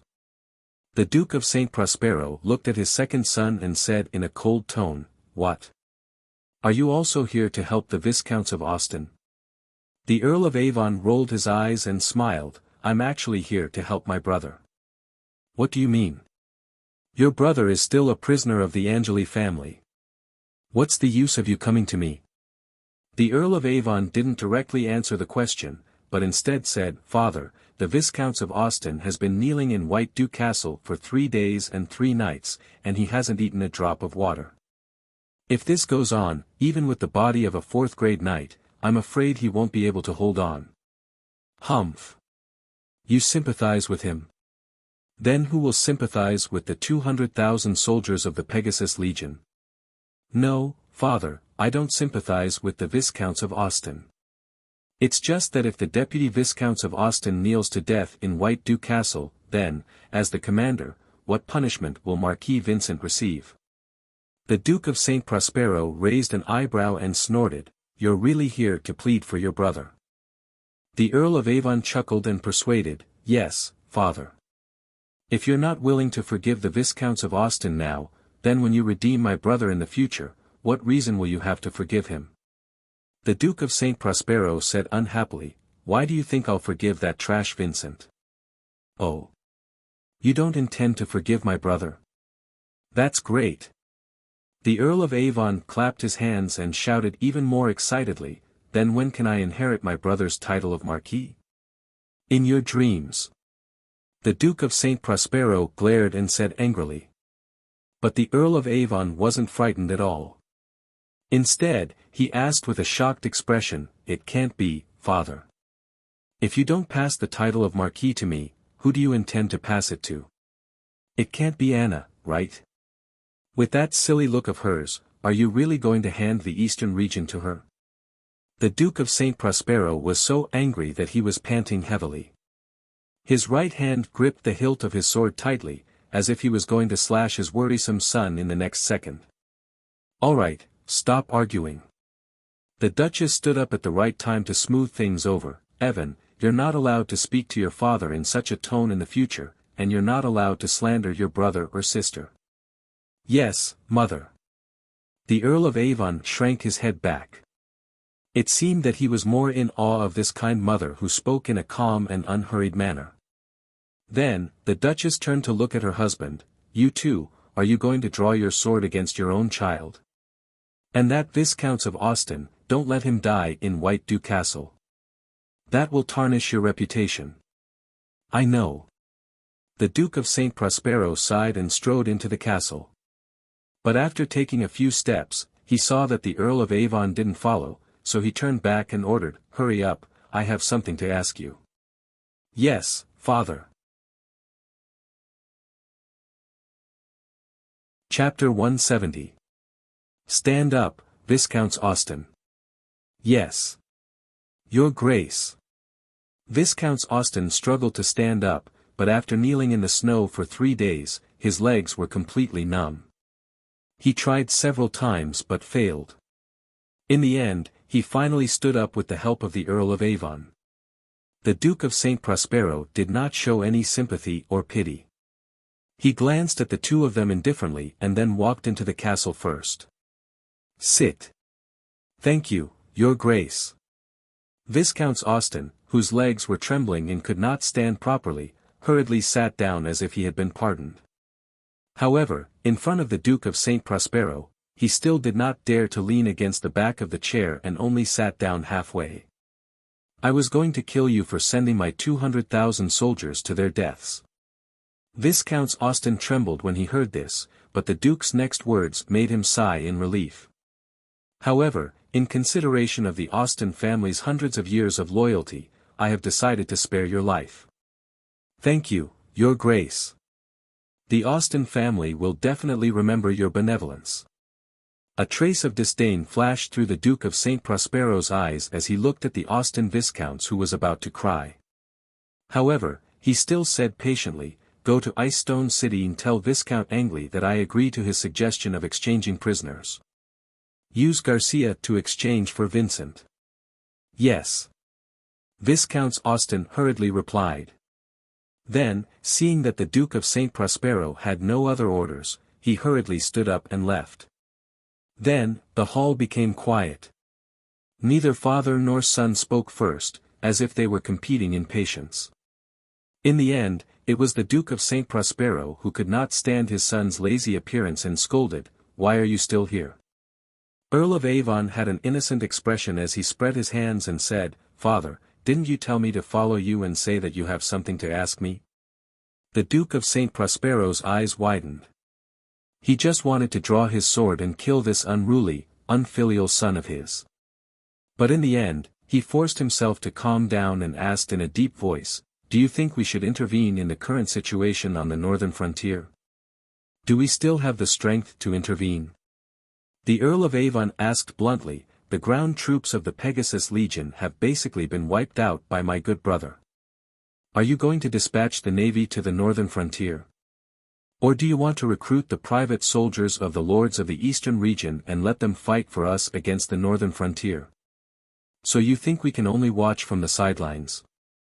At the very least, we no longer have the strength to invade the northern frontier with great fanfare. However, it's not like we can't do anything." The Duke of St. Prospero's expression turned slightly better as he asked, "What should we do? The current situation on the northern frontier is on the verge of breaking out. Next, the House of St. Theon and the House of St. Hilda will definitely fight to the death. But before they are exhausted, we can't easily get involved. Otherwise, just like this time in the shadowy canyon, we will become the sword in the hands of others." Hearing this, the Duke of St. Prospero's eyebrows twitched. Obviously, his son had hit a sore spot, but he didn't lose his temper and continued to listen. "So, our best choice now is to sit on the mountain and watch the tigers fight. At the same time, you need to pay attention to two key figures. Which two? Marquis Dawson and Viscount Angley. The Earl of Avon slowly spat out the two names and then explained, Marquis Dawson wants to realize the dream of the dwarves and has no loyalty to the House of St. Thean. Whoever can help him realize this dream, he will side with that person. So, this is a force that we can rope in.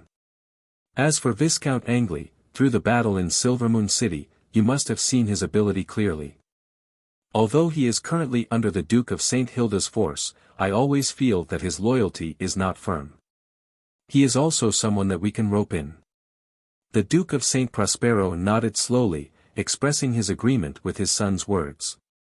The Earl of Avon continued, in addition, the attitude of the royal family is also very important. I think, with the hatred between the San Lorenzo family and the House of St. Thean, they probably won't be willing to see the northern frontier fall into the hands of the House of St. Thean. It is very likely that when the House of St. Hilda can't hold on, they will personally step in. If the San Lorenzo family personally sends troops to the northern frontier, then what chance does the House of St. Thean have of winning? Not necessarily, the Earl of Avon shook his head, many people hope that the northern frontier will change hands. Who do you mean by many people? The Earl of Avon's smile suddenly became somewhat playful, aren't you one of them? The Duke of St. Prospero suddenly quieted down. Even the slightly disrespectful gaze of the Earl of Avon could not anger him. However, the Duke of St. Prospero did not respond to his son's rhetorical question. After a long silence, the Earl of Avon suddenly yawned and said with a smile, Father, if there is nothing else, I will go back and rest first. The Duke of St. Prospero nodded and did not say anything more. Looking at his son's back slowly disappearing outside the hall, the Duke of St. Prospero's eyes became somewhat conflicted. What, are you tempted? A soft voice suddenly sounded, and the Duchess, who had changed her clothes, appeared in the hall. The Duke of St. Prospero seemed to understand what his wife was talking about. He sighed and shook his head, Evan is indeed smart, but, to become the Lord of the Eastern region, intelligence alone is not enough. Not to mention. The Duchess stepped forward and gently rubbed her husband's shoulders, softly saying, Are you worried about the lords of the Eastern region? Yes. Vincent has been the Marquis of the Eastern region for so long, and I have been training him as the first successor. So many lords of the Eastern region have already placed their bets on him. If I cripple him now, those lords may not have the guts, right? Humph. Those who did not place a heavy bet are of course indifferent. But Earl Hall, he married his most precious daughter to Vincent. And Earl Bruggen, you know how much financial support his Chamber of Commerce has provided to Vincent. And the Aston family, they are almost completely tied to Vincent. I don't know whether to call them smart or stupid. Once these families see that I cripple Vincent and let their years of investment go down the drain, do you think they will not resent me? Especially when the Pegasus Legion has just suffered a heavy blow. If we are not careful, it may cause chaos. With a sigh, he continued leisurely, to be honest, I actually admire the Duke of St. Hilda for having the courage to lay hands on his own vassals. If I can do a great purge in the Eastern region, that idiot Vincent's Marquis position will be abolished. The Duchess was silent for a long time before she spoke again, but if you are so biased toward Vincent, Evan will only become more and more resentful. The Duke of St. Prospero sneered, without the support of corresponding strength, what's the use of his resentment? The Duchess' eyes flashed, and she suggested, it's not too late for you to start helping Evan cultivate his forces now. The Duke of St. Prospero pondered for a moment, but still shook his head. Let's wait and see. You're tuning into the Han Lee's Wuxia Adventures YouTube channel. We're so grateful for your support and don't forget to subscribe to join us on this incredible journey through captivating stories. Your generosity through donations truly makes a world of difference, as it's the primary source of revenue that allows me to expand and enhance this channel for you. Thank you from the bottom of my heart for being a part of this adventure.